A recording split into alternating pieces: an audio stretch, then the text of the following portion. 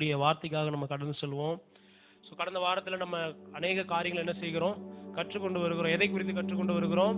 வெற்றிகரமான ஒரு கிறிஸ்தவ வாழ்க்கை எப்படி வாழ்கிறது. ஆமென். கிறிஸ்தவ வாழ்க்கை என்பது என்னதான்?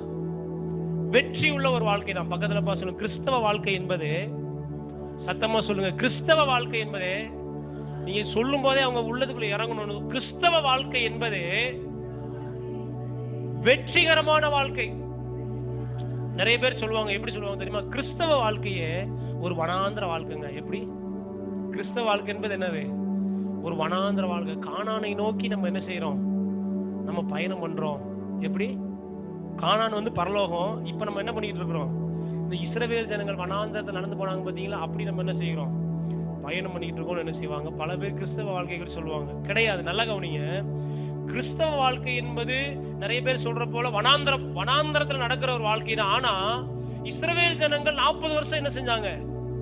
வனாந்திரத்துல நடந்தாங்க. ஆனா அது தேவ சித்தமா? அவர்கள் இஸ்ரவேல் ஜனங்கள் 40 வருஷம் வனாந்திரத்துல நடந்தது தேவ சித்தமா? கிடையவே கிடையாது. எகிப்திலிருந்து இஸ்ரவேல் தேசத்துக்கு 11 நாள் நடந்து என்ன செஞ்சிடலாம்? எத்தனை நாள்ல போயிடலாம்? வெறும் 11 நாள் நடந்து போயிடலாம். அப்படின்னா எங்கதான் இருக்கு? போய் 11 நாள்ல போய் சுதந்திரிக்க வேண்டிய அந்த தேசத்தை இஸ்ரவேல் ஜனங்கள் தேவனை விசுவாசிக்காததுனாலும் கீழ்ப்படியாததுனாலும் 40 வருஷம் வனாந்தரத்துல என்ன செஞ்சுட்டு இருக்காங்க? 40 வருஷம் வனாந்தரத்திலேயே நடக்கிறாங்க. ஹல்லேலூயா. அப்ப கீழ்ப்படியாதவர்கள் தான் எங்க நடந்தாங்க? வனாந்தரத்துல நடந்தாங்க.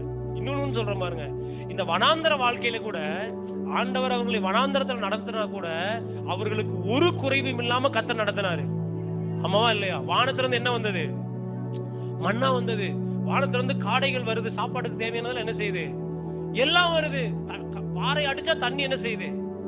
தண்ணி வருது. நடந்து போறாங்க. 40 வருஷமா செருப்பு என்ன செய்யல? செருப்பு கூட தேவையில்ல. 40 நாள்ல செருப்பு வித்தியாசமா மாறிடுது இன்னைக்கு. ஆனா 40 வருஷம் என்ன செய்யல?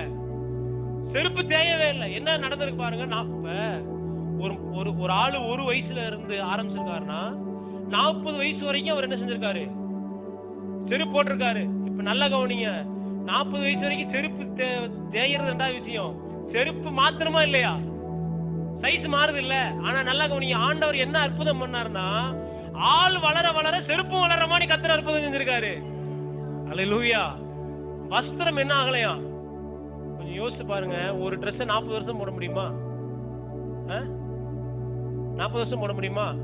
ஆமா. 4 நாள் போட்டு கையை நீட்டினாலே அப்படியே 4 பக்கம் என்ன செஞ்சிருது? கிழிஞ்சிட்டு போயிருது. இன்னைக்கு இருக்கிற ட்ரெஸ் 40 வருஷமா என்ன ஆகல? வஸ்திரம் பழைமையாய் போகவில்லை. பழசே ஆகல. புத்தம் வாங்கின மாதிரி என்ன செய்யுது? அப்படியே கர்த்தர் அவங்களை எவ்வளவு அற்புதமா நடத்திருக்காரு பாருங்க. அல்லேலூயா. ஆனா நம்ம கிறிஸ்தவங்க இன்னைக்கு என்ன சொல்றாங்க? ஐயோ வனாந்தர வாழ்க்கைங்க, என்னங்க இது? ஒரே பார்க்கவே என்ன இருக்கு? ஒரே வனாந்தரமா இருக்கு. ஒண்ணுமே கண்ணுக்கு தெரியாத மாதிரி இருக்கு அப்படின்னு என்ன செய்யறாங்க? கிறிஸ்தவ வாழ்க்கைய இல்ல. கிறிஸ்தவ வாழ்க்கை என்பது ஆசீர்வதிக்கப்பட்ட ஒரு வாழ்க்கை, நன்மையில் வாழ்கிற ஒரு வாழ்க்கை, ஆசீர்வாதத்தில் நடக்கிற வாழ்க்கை, உயர்வுகளை அனுபவிக்கிற ஒரு வாழ்க்கை. ஆமென். இதை நம்ம என்ன செய்யல? சரியா நமக்கு போதிக்கப்பட்ட விதங்கள், நம்ம கற்றுக்கொண்ட விதங்கள்லாம் என்ன ஆயிடுச்சு? கிறிஸ்தவ வாழ்க்கையினாலே என்னதான்? கஞ்சிக்கு இல்லாம, தண்ணிக்கு இல்லாம, ஒண்ணுமே இல்லாம பழசையும் கிளசியும் வச்சு வாழ்றதா என்னது கிறிஸ்தவ வாழ்க்கை. என்ன சொல்றாங்க? இங்க உனக்கு ஒண்ணுமே வேண்டாம், ஆனா பரலோகத்துல உனக்கு என்ன இருக்கு? எல்லாமே அங்க இருக்குப்பா. எல்லாமே அப்பா ஆண்டவர் அப்பமே கூட்டு போயிருக்க வேண்டியதான் நம்மள. நான் சொல்றேன், இதை விட பெஸ்டான ஒரு வாழ்க்கை நமக்கு இருக்குன்னா இங்க எதுக்கு நம்ம இருக்கணும்? கொஞ்சம் யோசிச்சு பாருங்க. நீங்க அழகான ஒரு வீடு கட்டி வச்சிருக்கீங்க. சொந்தமா ஒரு வீடு வாங்கி பங்களா மாதிரி என்ன செஞ்சிருக்கீங்க? அப்படியே ஒரு பெரிய தோட்டத்தை வாங்கி வச்சுக்கிட்டு இப்ப நீங்க குடிசையில உட்கார்ந்து என்ன செஞ்சுட்டு இருக்கீங்க? கூலி கிண்டிக்கிட்டு இருக்கீங்கன்னா எதுக்கு இங்க இருக்கணும்? நம்ம யோசிக்கணுமா இல்லையா? அங்க அவ்வளவு அற்புதமான ஒண்ணு இருக்குன்னா ஏன் நம்ம என்ன செய்யணும்? இங்க இருக்கணும்னா நல்லா கவனிங்க. இங்க நம்மள கர்த்தர் எதுக்காக வச்சிருக்கிறார்னா, இந்த பூமியில நம்ம வாழ்கிற வரைக்கும் ஆசீர்வதிக்கப்பட்ட ஒரு வாழ்க்கை வாழணும். அல்லேலூயா. நம்ம அங்க போகும்போது என்ன செய்வோம்? அங்க போகும்போது அங்க ஆண்டவர் நமக்கு என்னெல்லாம் வச்சிருக்காரோ அதை நம்ம என்ன செய்யதான் போறோம்? அனுபவிக்க. ஆனா மனிதனை கர்த்தர் பூமியில வைத்திருப்பது பரலோகம் எப்படி இருக்கிறதோ அதே போல இந்த பூமியை மாற்றுவதற்காக தான் உங்களை என்னையும் கர்த்தர் வச்சிருக்கிறாரு. எதுக்காக வச்சிருக்கிறாரு? நீங்க இந்த பூமியில இருக்கிற நாட்கள்ல இந்த பூமியை நீங்கள் மாற்றக்கூடியவர்களா இருக்கணும்.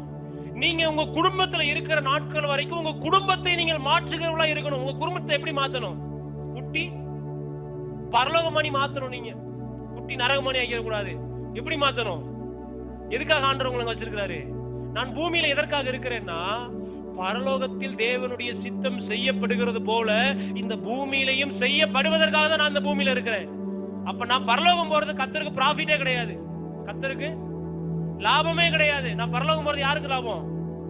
யாருக்கு லாபமே கிடையாது. தேவன் நாங்க பரலோகம் போய் என்ன செய்ய போறேன்?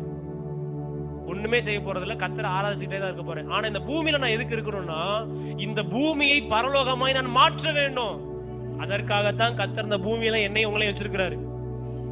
ஒரு கிறிஸ்தவன், ஒரு தேவ பிள்ளை இந்த பூமியில இருப்பது அவனுக்கு ஆசீர்வாதம். அதனாலதான் நிறைய கிறிஸ்தவங்க எப்ப ஆண்டவரே வருவீங்க, எப்ப ஆண்டவரே வந்து என்ன கூட்டு போவீங்க, எப்ப ஆண்டவரே வருவீங்கன்னு என்ன செஞ்சுட்டே இருக்க கூடாது. அவர் வரும்போது கண்டிப்பா வருவாரு. ஆமா. எதுக்காக சிலரை வந்து எதுக்காக வாங்கன்னா, ஆண்டவரே இந்த கடங்காரன் சொல்ல வேற தாங்க முடியல, ஆண்டவரே வாங்கி வச்சிருக்கேன், திருப்பி கொடுக்கறதுக்கு பெரிய கஷ்டமா இருக்கு, சீக்கிரம் வந்து நீங்க என்ன செஞ்சலான் இருக்க. அவன்கிட்ட கடன் எல்லாம் திருப்பி கொடுக்குற வரைக்கும் அவர் வரமாட்டாரு. ஹல்லேலூயா, ஹல்லேலூயா, ஆமென். பூமியில நம்ம செய்ய வேண்டிய ஏதோ ஒரு மிகப்பெரிய முக்கியமான வேலை என்ன செய்கிறது இருக்கிறது. அதற்காக தான் இந்த பூமியில கர்த்தர் நம்மளை வச்சிருக்காரு. அதனாலதான் எப்பயுமே வாயை திறந்து செத்தரலாம் போல இருக்குங்க, எதுக்குதான் நான் வாழ்றனோ அப்படி வாயை திறந்து என்ன செய்யக்கூடாது. ஏன்னா நாம இந்த பூமியில ஒரு நோக்கத்தோடு என்ன செஞ்சிருக்கோம், நம்ம என்ன பேசுறோமோ அது என்ன செஞ்சிடும், அப்படியே நடக்கும். நான் சொல்றேன், நீங்க எப்பெல்லாம் வாயை திறந்து மரணத்தையும் அழிவையும் நீங்க பேசுகிறீங்களோ அப்பெல்லாம் உங்க ஆயுள் நாட்களை கொஞ்சம் கொஞ்சமா நீங்க குறைக்கிறீங்கன்னு அர்த்தம். ஆயுள் நாட்களை செத்தரலாம் போல இருந்து உடனே சாகிறது கிடையாது. கர்த்தர் உங்களுக்காக வச்சிருக்கிற அந்த நாட்கள்ல இருந்து கொஞ்ச நாள் நீங்களே என்ன செய்றீங்க, அப்படியே ரப்பர் வச்சு அழிச்சுக்கிட்டே இருக்கீங்க கொஞ்சம் கொஞ்சமா. ஆமென். பூமியில நான் நீடித்து வாழ வேண்டும் என்று அவர் விரும்புகிறார். ஹல்லேலூயா. பக்கத்துல பாருங்க, ரொம்ப நாள் நல்லா இருக்கணும்னு அவர் விரும்புறாரு. எதுக்காக விரும்புறாருன்னா, நான் இந்த பூமியை, என்னுடைய சமுதாயத்தை, என்னுடைய குடும்பத்தை நான் மாற்ற வேண்டிய ஒரு கடமை எனக்கு என்ன செய்கிறது இருக்கிறது. ஆகையால் தான் கர்த்தர் என்ன செய்யறாரு இந்த பூமியில வச்சு. அப்ப எப்பயுமே என்ன ஒரு வெற்றிக்கு நேராக நடத்துவதுதான் தேவனுடைய சித்தம்.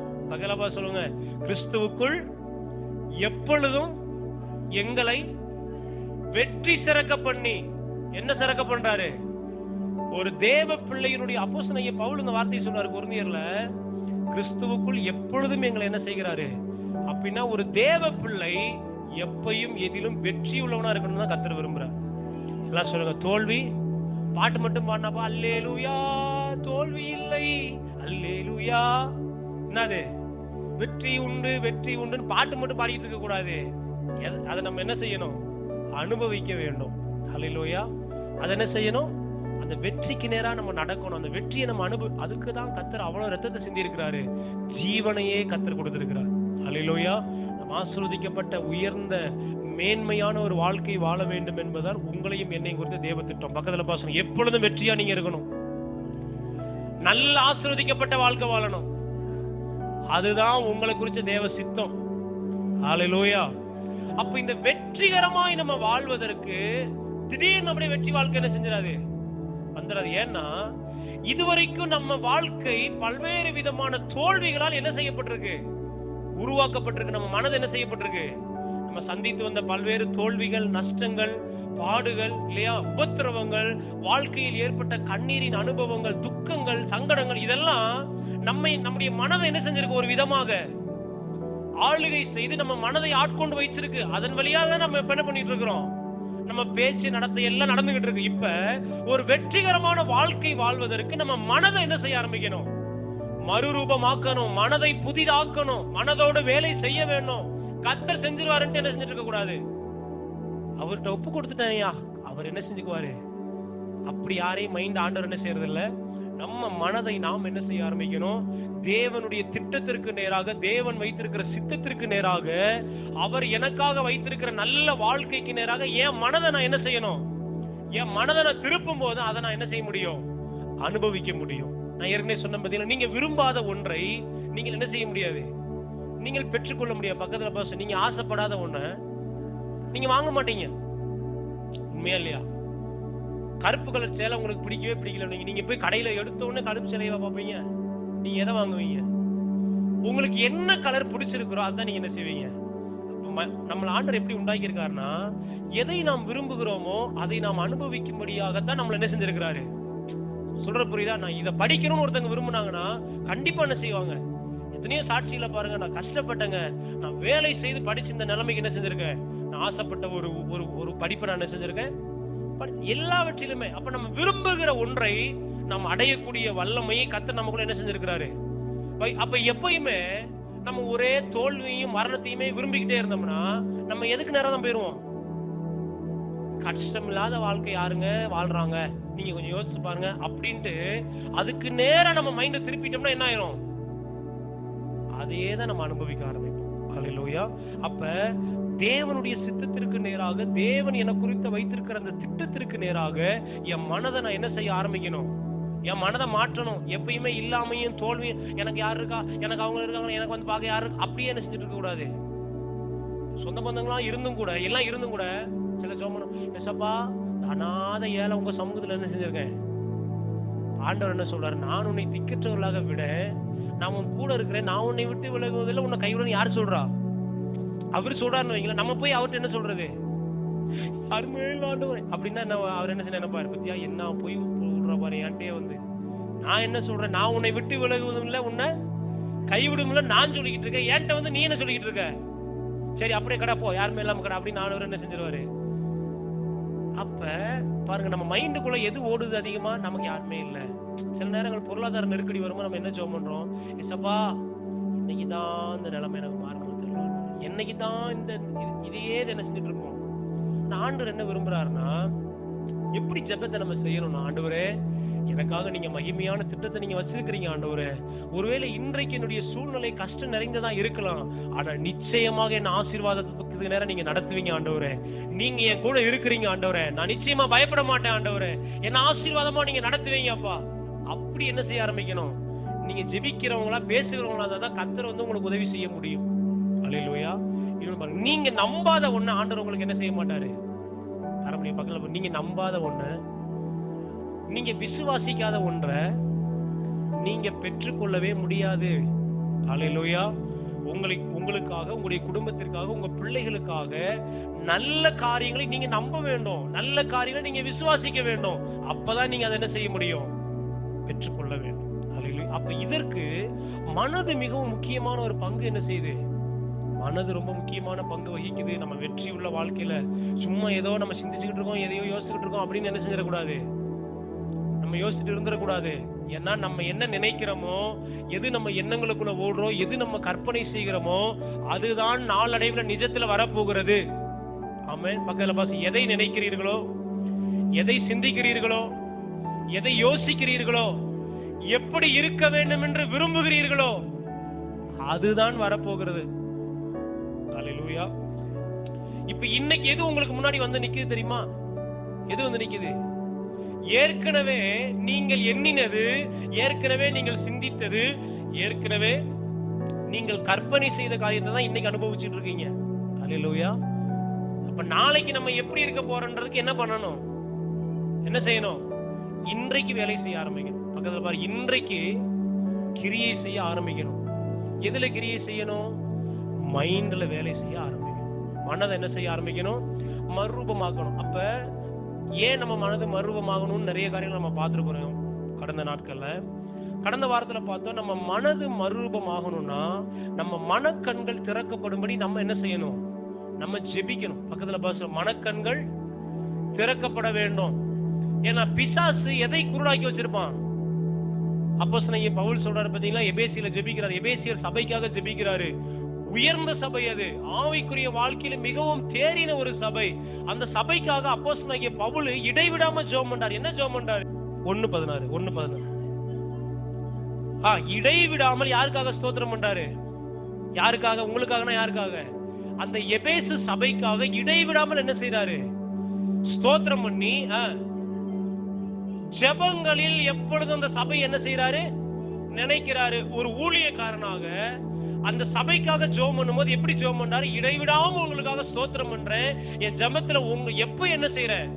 நினைக்கிறேன். நினைச்சு எதுக்காக நினைக்கிறாரு?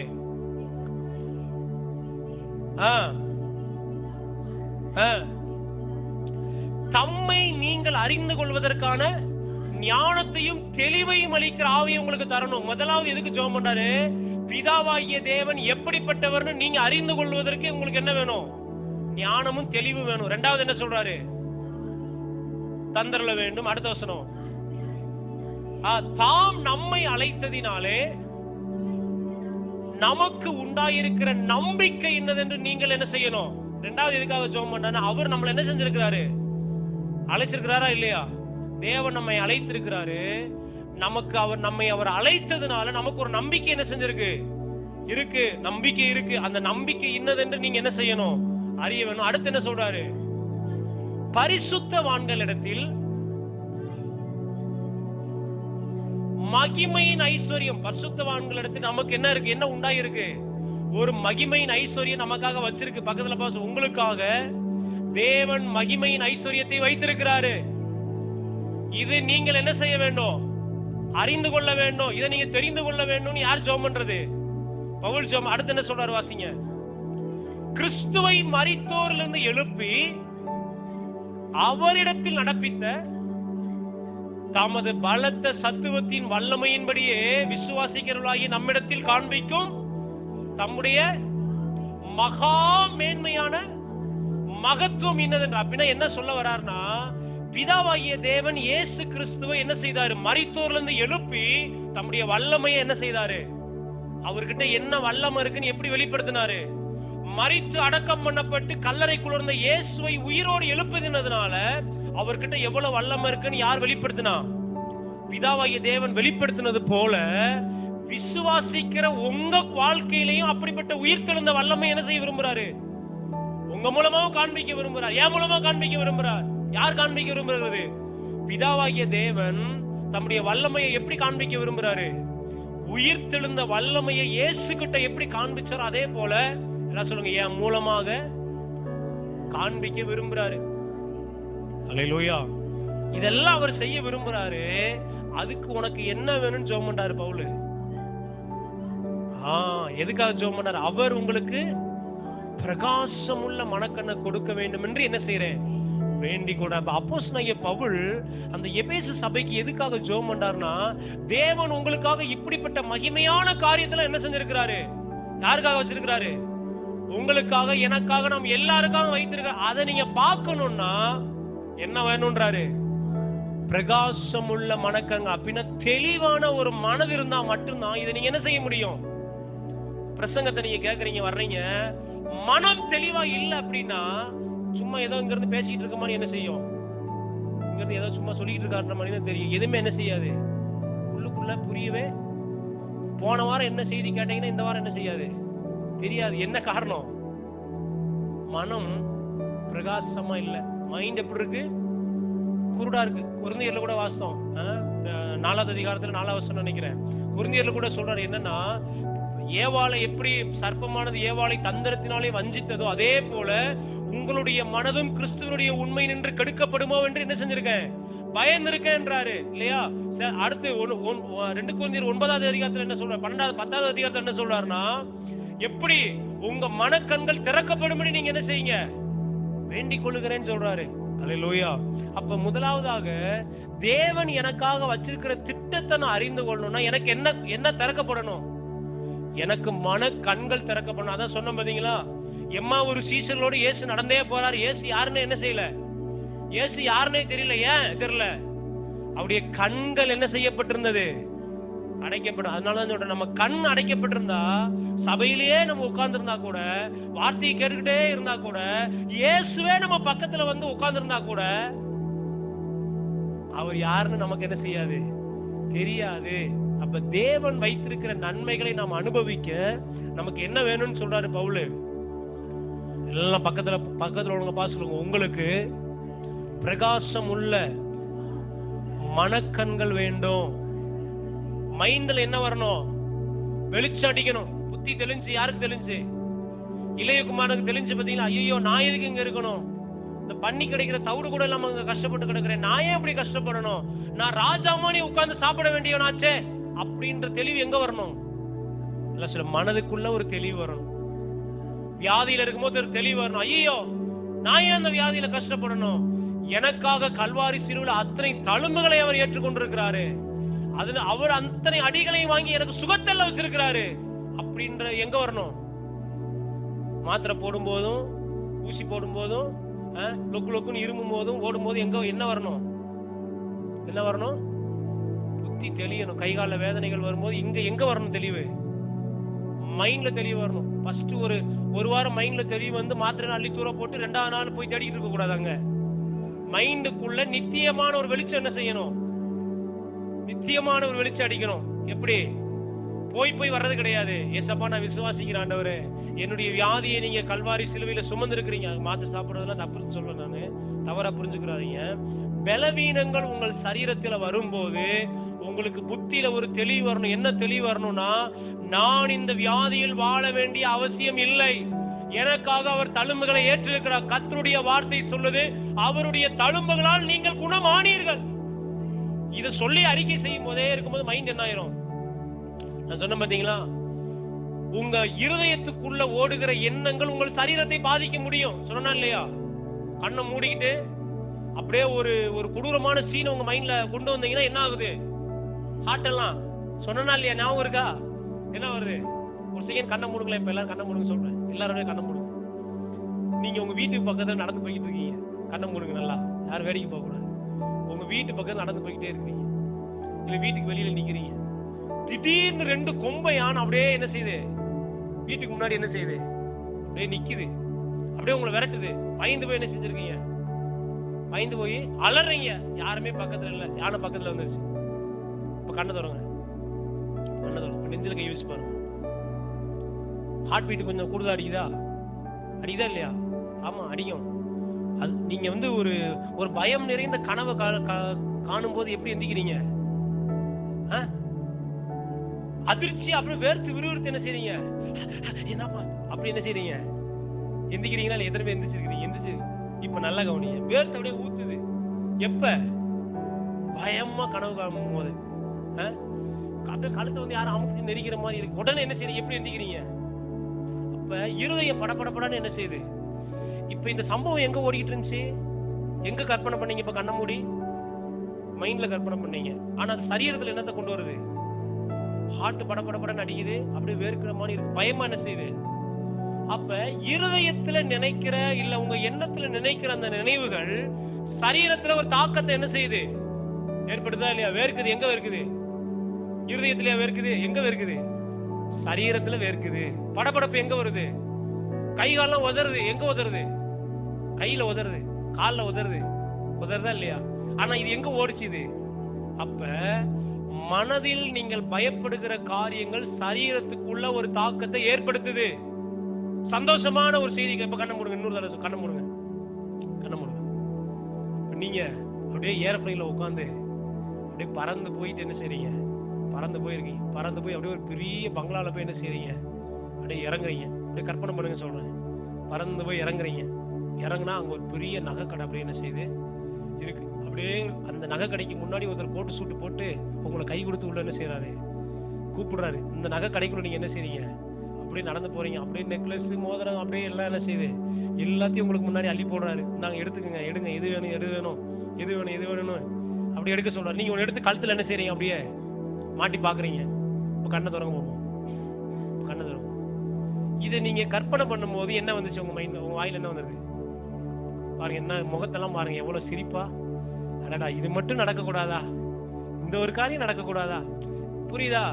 அதாவது பயம் நிறைந்த ஒரு காரியத்தை நீங்க உங்க மனதுல கற்பனை செய்யும் போது, யோசிக்கும் போது உங்க சரீரம் அதுக்கு ஏத்த மாதிரி என்ன செய்யுது?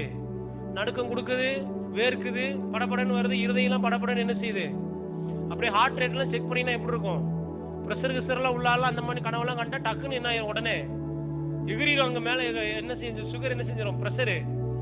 ஆனா நீங்க ஒரு மகிழ்ச்சிகரமான சந்தோஷமான ஒரு எண்ணத்தை நீங்கள் கற்பனை செய்யும் போது, யோசிக்கும் போது உங்க சரீரம் என்ன செய்யுது? தன்னால சிரிக்குது. இப்ப நீங்க நம்ம இப்படி ஒரு கனவு கொண்டா சிரிடா அப்படின்னு சிரிச்சீங்க. எப்படி சிரிச்சீங்க? உங்க மனதுக்குள்ள ஏற்பட்ட இந்த காரியம் தன்னால உங்களுடைய சரீரத்துக்குள்ள ஒரு சிரிப்பு என்ன செய்யுது? இதே போலதான் சுகத்திற்கு நேராக உங்க மனதை நீங்கள் திருப்பும் போது சரீரம் அந்த சுகத்தை கொண்டு வந்துரும். ஹல்லேலூயா. சரீரத்துக்குள்ள என்ன வந்துரும்? துக்கமான ஒரு செய்தி, யாரோ ஒருத்தங்க இறந்து போயிட்டாங்க, எங்கேயோ ஒரு ஆக்சிடென்ட் ஆகுது, உடனே என்ன ஆகுது உங்களுக்கு? படபடன்னு வருது. உங்க சொந்தத்துல திடீர்னு யாரோ ஒருத்தங்க இறந்துட்டாங்க, உடனே என்ன ஒரு கண்ணுல இருந்து நீங்க சொல்லி சொந்தத்துல இறந்து போயிருக்காங்க, உங்களோட கண்ணீர் விடாம இருக்க, டக்குன்னு ஒரு சொட்டு கண்ணீரை விடு. அப்படியே விட்டீங்க. கண்ணீர் எப்படி வந்துச்சு? கண்ணீர் எப்படி வந்துச்சு? நீங்க காதார கேட்ட இந்த வார்த்தை உங்க மைண்டுக்குள்ள என்ன செய்தது? உங்க மனதுல, உங்க இருதயத்துக்குள்ள போய் பதிந்த உடனே இருதயம் ஒரு கட்டளை கொடுக்குது. எங்க கட்டளை கொடுத்தது? மூளைக்கு கட்டளை கொடுத்து, மூளை என்ன செய்தது? அங்க இருந்து கண்ணுக்கு கட்டளை கொடுக்குது, நீ இப்ப என்ன செய்யணும்? அழுகணும் அப்படின்னு. யார் கட்டளை கொடுத்தது? வாயை திறந்து நீங்க சொல்லல. நீங்க கேட்ட இந்த வார்த்தை உங்க மைண்டுக்குள்ள போனோன்னு உங்க மைண்ட் கண்ணுக்கு கட்டளை இடுது, நீ இப்ப என்ன செய்யணும்? இதே போலதான் அவருடைய தழும்புகளால் நான் சுகமானேன்றத உங்க காதார நீங்க கேட்கும் போது, இந்த வார்த்தை உங்க மைண்டுக்குள்ள போன உடனே இந்த மைண்ட் வந்து கால் வலி இருந்தா காலுக்கு கட்டளையிடும், நீ சுகமாகுன்னு சொல்லணும். சுகமாகுன்னு மைண்ட் சொல்லும். வார்த்தையை உள்ள நம்ம இறக்கும்போது, அல்லேலூயா. இதெல்லாம் எப்படிங்க? இது நீங்க வந்து தவறான ஒன்ற, பயம் நிறைந்த ஒண்ணு கற்பனை பண்ணும்போது சரீரம் ஆக்ட் பண்ணுச்சா இல்லையா? வேலை செய்ததா இல்லையா? அதே போலதான் நான் சொல்றேன், நீங்க கர்த்தருடைய வார்த்தையை உங்க மனதிற்குள்ள வைக்கும் போதும் அது என்ன பண்ணும்? கட்டளை கொடுக்க ஆரம்பிக்கும். கண்ணு வலியா இருந்துச்சு, தலை வலியா இருந்துச்சுன்னா தலைக்கு என்ன செய்ய ஆரம்பிக்கும்? இந்த மனது கட்டளை கொடுக்கும், அவருடைய தழும்புகளால் சுகம் ஆயிருக்கு, அதனால என்ன செய்ய? வியாதியே வெளியேறி போ, இந்த சரீரத்துக்குள்ள நீ இருக்க கூடாதுன்னு அவர் சொல்றாருன்ன ஒண்ணு, இந்த மனதினுடைய இந்த கட்டளைக்கு சரீரம் என்ன செய்ய ஆரம்பிக்குது? கண்ணு இந்த ஆபத்தான நிறைந்த செய்தி கேட்ட உடனே கண்ணீர் வரணும்னு சொல்லுன்னு வைங்க. அதை எப்படி கண்ணீர் விட? நான் இப்பெல்லாம் கண்ணீர் விட முடியாது, ஜவுரிக்கு தான் விடுவேன் அப்படின்னு கண்ணு சொல்லுமா? இல்ல. அந்த மனதின் கட்டளைக்கு சரீரம் உடனடியா என்ன செய்யுது? ஒரு சந்தோஷமான ஒரு செய்தியை கேட்கறீங்க, ஒரு அக்கௌண்ட்ல 10 கோடி ரூபாய் வந்துருச்சு, இல்ல ஒரு ஏதோ ஒரு 10,000 ரூபாய் என்ன செஞ்சிருச்சு அக்கௌண்ட்ல, இயேசு நாமத்துல வரட்டும், உங்க அக்கௌண்ட்ல எல்லாம் வரட்டும், அப்படி நிறைய பணங்கள் என்ன செய்யட்டும். திடீர்னு உங்க அக்கௌண்ட்ல ஒரு 20,000 ரூபாய்க்கு வந்து யாருன்னே தெரியல போட்டாங்கன்னு வைங்க. அதை பாக்குறீங்க, பார்த்த உடனே இந்த இன்ஃபர்மேஷன் எங்க போகுது? மைண்டுக்குள்ள, மனதுக்குள்ள இந்த செய்தி உள்ள போகுது. போன உடனே உங்களுக்கு என்ன உண்டாகுது? என்ன வந்துச்சு? இந்த செய்தியை கேட்ட உடனே என்ன உண்டாயிடுச்சு? ஒரு சந்தோஷம் உண்டாயிடுச்சு. நீங்க வாய் திறந்து என்ன செய்றீங்க? இப்ப இந்த செய்தியை நீங்க இந்த இன்ஃபர்மேஷன் உங்க உள்ளுக்குள்ள போன உடனே உங்க மனம் உங்க வாய்க்கு என்ன செய்யுது? வாய்க்கு கட்டளை இடுது. உங்களுக்கே தெரியாது அது வாய்க்கு காசு வந்திருக்கு, என்ன செய்ய? உடனே உங்க வாய் அதெல்லாம் இப்ப நான் சிரிக்க முடியாது, நான் என் கௌரிக்கு தான் சிரிக்க முடியும் அப்படின்னு சொல்லுமா? இல்ல. உங்க மனது கொடுக்கிற கட்டளைக்கு உங்க சரீரத்தின் அவயங்கள் கீழ்படுகிறது போலதான் தேவன் நம்மை படைத்திருக்கிறாரு. உங்கள் ஆண்டவர் எப்படி படைச்சிருக்கிறாரு? உங்க மனது என்ன சொல்லுதோ அதனால பாவம் செய்கிற ஒருத்தன், நல்ல கவனிங்க, ஒருத்தன் பாவம் செய்யணும் அவன் மைண்டுக்குள்ள வந்துருச்சுன்னா அவன் சரீரம் அதுக்கு தன்னால வேலை செய்ய ஆரம்பிக்கும். தன்னாலே நீங்க டிவியே நான் பார்க்க கூடாது நீங்க நினைச்சிட்டு இருக்கீங்க அப்பா, ஆனா உங்க மைண்ட்ல தொடர்ந்து ஏச்சியா பக்கத்து வீட்டுல எப்படியாவது போய் இந்த நாடகத்தை என்ன செஞ்சோம், இந்த நாடகத்தை நம்ம பார்த்தோம், எப்படியாவது பக்கத்து வீட்டுல போய் வாய் பொழுதுட்டு இந்த டிவி இந்த இதை என்ன செஞ்சோம் படத்தை எப்படியாவது பாத்துறணும் அப்படின்னு. நல்ல கவனிங்க, உங்க மைண்டுக்குள்ள ஒரு எண்ணம் வந்துருச்சு அப்படின்னா உங்க சரீரம் தெரியுமா செய்யும்? கதவு கூட்டி இருந்தா கூட என்ன செய்யும்? தன்னால போய் திறக்கும். பக்கத்து வீட்டுல அவங்க என்ன நினைச்சாங்க, எது நினைக்கிறாங்களோ யோசிக்காது, போய் உட்காந்து என்ன செய்யும்? போடுங்கம்மா, கொஞ்ச நேரம் போடுங்க, நாடகத்தை போடுங்க அப்படின்னு என்ன செய்யும்? பார்க்க ஆரம்பிச்சு. உங்க வீட்லயும் நான் சொல்றேன். ஆமே. அப்ப நல்லா கவனிங்க, பாவத்துல ஜனங்கள் ஏன் அடிமைப்படுறாங்க, ஏன் பாவத்துல செய்யறாங்க அப்படின்னு நல்லா கவனிங்க. அவர்களுக்கு எங்க இருந்து கட்டளை பிறக்குது? மைண்ட்ல இருந்து சரீரத்துக்கு கட்டளை பிறகு, நீ அங்க போ, எந்திரிச்சு போ, நீ அங்க போ, அதை செய், அதை பாரு, அதை கேளு அப்படின்னு மைண்ட் என்ன செய்ய ஆரம்பிக்குது? வேலை செய்ய ஆரம்பிக்குது. அந்த மைண்ட் கொடுக்கிற வேலைக்கு சரீரம் அப்படியே கீழ்ப்படிய ஆரம்பிக்குது. அதனாலதான் இப்ப தவறான, இப்ப நல்லா கவனிங்க, நீங்க டிவியை பார்க்க கூடாதுன்னு நினைக்கிறீங்க, ஆனா உங்க கண்ணு என்ன செய்யுது?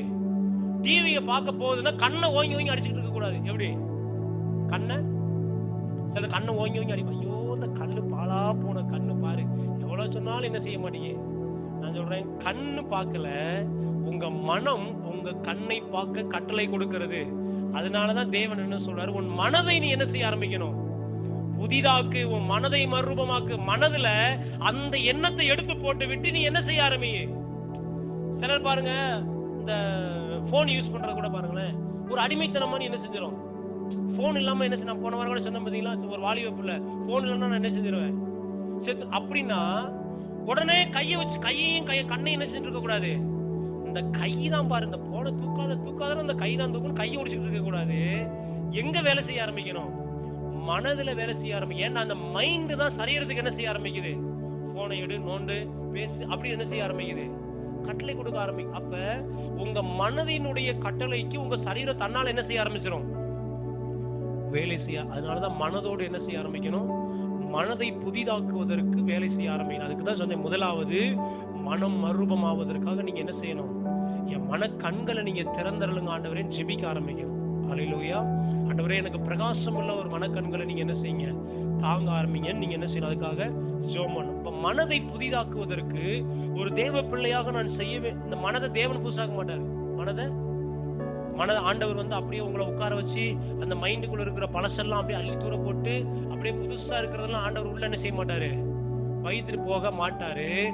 மனதை, எண்ணங்களை, கற்பனைகளை நீங்கள் தான் என்ன செய்ய வேண்டும்? புதிதாக்க. அது யார் கையில் ஆண்டவர் கொடுத்திருக்கிறாரு? உங்க கையில கொடுத்திருக்கிறாரு. ஆமென். நீங்க உட்கார்ந்து எல்லா வியாதியான காரியத்தையும், எல்லா எதிர்மறையான காரியத்தையும் எப்ப சொல்ல நான் எதை தொட்டாலும் அது என்ன செய்யாதுங்க. சொல்றது கேட்டிருக்கீங்க, நான் எதை தொட்டாலும் என்ன செய்யாது, அது நல்லாவே வராது அப்படின்ற ஒரு மைண்ட் எங்க வந்துருச்சு? மனதிற்குள்ள ஏற்கனவே அது பதிந்து விட்டது. அது என்ன செய்ய ஆரம்பிக்குது? இப்ப எதை செய்தாலும் எனக்கு என்னதாங்க, எதை செய்தாலும் தோல்விதான், எதை செய்தாலும் ஒரு நஷ்டம் தான், எதை செய்தாலும் எனக்கு என்னதான் அப்படின்ற ஒண்ணு என்ன செஞ்சுக்கிட்டே இருக்கும், கொண்டு வந்துகிட்டே இருக்கும். அதனாலதான் பக்கத்துல பேசணும், மனதை கர்த்தருடைய வார்த்தையின்படி நாம் புதிதாக்க வேண்டும். மனதை மறுரூபமாக்க வேண்டும். உங்க மைண்ட கிறிஸ்துவினுடைய மனதை போல நீங்க மாற்றணும். ஹல்லேலூயா. அதுக்கு முதல்ல என்ன செய்யணும்? ஆண்டவரே, எனக்கு பிரகாசம் உள்ள மனக்கண்கள் என்ன செய்யுங்க, தாங்கன்னு சொல்லுவோம். ரெண்டாவது, கொஞ்ச நேரம் நம்ம பார்க்க போறோம். ரெண்டாவது ஒரு காரியம் என்னன்னா, எப்படி நம்முடைய மனதை என்ன செய்வது, நம்ம மனதை வேற மாதிரி மாத்துறது அப்படின்னா, ரெண்டாவது முக்கியமான ஒரு காரியம், தேவனை குறித்த சரியான வெளிப்பாடு நமக்கு இருக்கணும்.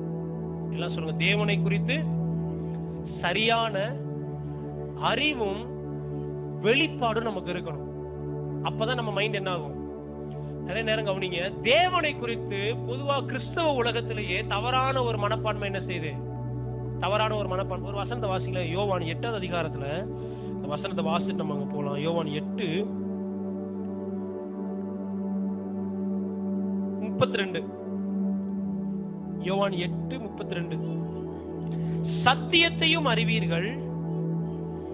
அடிக்கடி நான் சொல்லுகிற ஒரு வசனம், சத்தியத்தையும் அறிவீர்கள், நீங்கள் அறிந்து கொண்ட சத்தியம் என்ன செய்யும் உங்களை. அப்ப நல்லா கவனிங்க, சத்தியத்தை நம்ம அறிந்து கொள்வது ரொம்ப முக்கியம். சத்தியத்தை, அதுக்கு தான் வார்த்தைக்கு முதலிடம் கொடுக்கணும். கர்த்தருடைய வார்த்தை வசனம் என்ன சொல்லுகின்ற வெளிப்பாட்டு அறிவு நமக்கு என்ன செய்யணும். சும்மா வசனத்தை தெரிஞ்சு வைக்கிறது கிடையாது சத்தியம்ன்றது. இந்த வசனத்தை தெரிந்து வைத்துக் கொள்ளுங்கள், வசனம் உங்களை விடுதலையாக்கும். என்ன செய்யல, பைபிளை கையில வைத்திருங்க, பைபிள் உங்களை விடுதலையாக்கணும். வசனம் என்ன செய்யல, வேதம் சொல்லுகிறது சத்தியத்தை அறிந்து கொள்ள வேண்டும். அப்படின்னா ஒரு வசனத்தை நீங்க வாசிக்கிறீங்கன்னா, இந்த வசனம் உண்மையாக என்ன சொல்லுகிறது என்ற அறிவு தான் என்ன செய்யும் என்னை.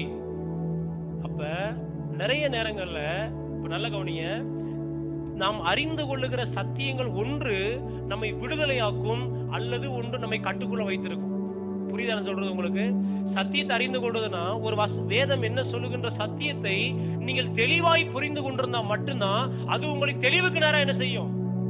ஒரு வசனத்தை நான் தவறாய் அறிந்து கொண்டிருந்தேன், ஆனால் அந்த வசனம் எங்களை என்ன நடத்தும், தவறான பாதைக்கு நடத்தும். அதே போல நான் சொல்றேன் பாருங்க, தேவனை குறித்த சரியான ஒரு அறிவு நமக்கு தேவை. பக்கத்துல தேவன் யாருன்னு என்ன செய்யணும். நிறைய நேரங்கள்ல பாருங்க, தேவனை குறித்த சரியான ஒரு வெளிப்பாடு தேவ ஜனங்களுக்கு இல்லாததுனால அவங்க மைண்ட் என்ன இருக்கு.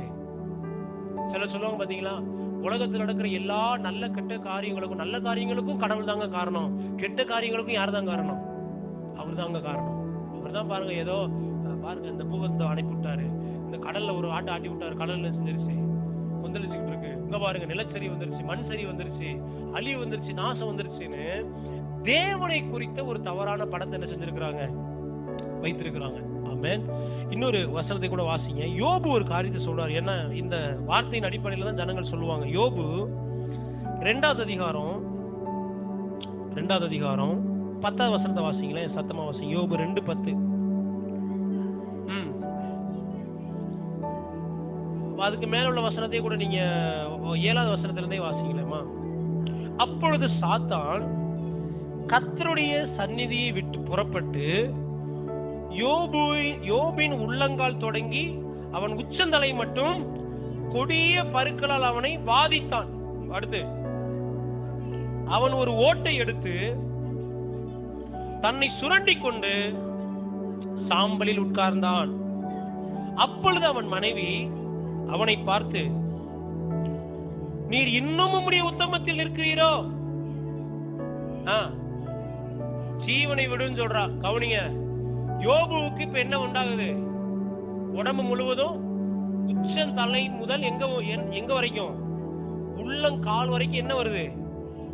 கொடிய பருக்கள். அப்படின்னா முக்கலமா என்ன செய்யுது? வருது. உடம்பு முழுவதும் என்ன செய்யுது?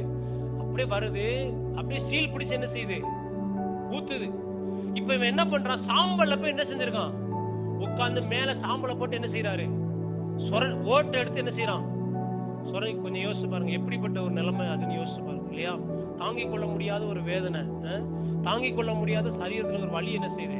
அப்ப இவங்க மனைவி என்ன செஞ்சுட்டு இருக்காங்க பார்த்துட்டு, அவங்க நம்ம மனைவி என்ன சொல்றாங்கன்னா, இன்னுமா நீங்க ஆண்டவர் ஆண்டவர் கத்திட்டு இருக்கீங்க, ஆண்டவர் அதுக்குண்ட வராது, அவரை தூசணம் பண்ணி என்ன செய்யுங்க, செத்துருங்கன்னு சொல்றாங்க. எப்படி நல்ல மனைவி பாருங்க, எப்படி என்ன சொல்றாங்க? தேவனை தூசித்து என்ன செஞ்சிருங்க, ஜீவனை விட்டுருங்க. ஜீவனை விட்டுறியான்னு கூட, ஐயா ரொம்ப கஷ்டப்படுற, செத்து கூட போயிருங்க என்ன செஞ்சிருக்கலாம். ஆனா என்ன சொல்லுது அந்த அம்மா? தேவன் அவரு உத்தமத்துல நீ இருந்த இல்லையா? கத்தர் இருந்த இல்ல, அவர் என்ன இப்படி கொடுத்துட்டாரே உனக்கு, அதனால அவரை தூசிச்சு நீ என்ன செஞ்சிரு, ஜீவனை விடுன்னு சொல்றாரு. அதற்கு யோபு என்ன சொல்றாரு பாருங்க, அடுத்த வசனம் 10. அதற்கு அவன், நீ பைத்தியக்காரி பேசுகிறது போல பேசுகிறாய், தேவன் கையிலே நன்மையை பெற்ற நாம் தீமையும் பெற வேண்டாமோ என்றான். இவைகள் எல்லாவற்றிலும் யோபு தன் உதடுகளினால் பாவம். இப்ப யோபு என்ன சொல்றாருன்னா, யோபு ஒரு முக்கியமான வார்த்தை என்ன செய்யறாரு? யோபு சொல்றாரு என்ன சொல்றாருன்னா, தேவனிடத்தில் நன்மையை பெற்ற நாம் தீமையையும் பெற வேண்டாமா அப்படின்னு யார் சொன்னது? யோபு சொல்றாரு. இப்ப நிறைய கிறிஸ்தவர்கள் எதை பிடிச்சிட்டு இருக்கிறாங்கன்னா, யோபு பாருங்க அவ்வளவு உத்தமமா இருந்தாரு, ஆண்டவருக்காக அவ்வளவு வைராக்கியமான செய்தாரு இருந்தாரு, அவருக்கே ஒரு சோதனை போராட்டம் என்ன செஞ்சது? ஆண்டவர் கொடுத்தாரு இல்லையா? ஆண்டவர் கொடுத்தாரியா? ஆண்டவரா கொடுத்தாருங்க. நல்ல கவனிங்க, இந்த வார்த்தைய ஒருவேளை ஆண்டவர் சொல்லி இருந்தாருன்னா நம்ம என்ன செய்யலாம்? ஏற்றுக்கொள்ளலாம். எப்படி?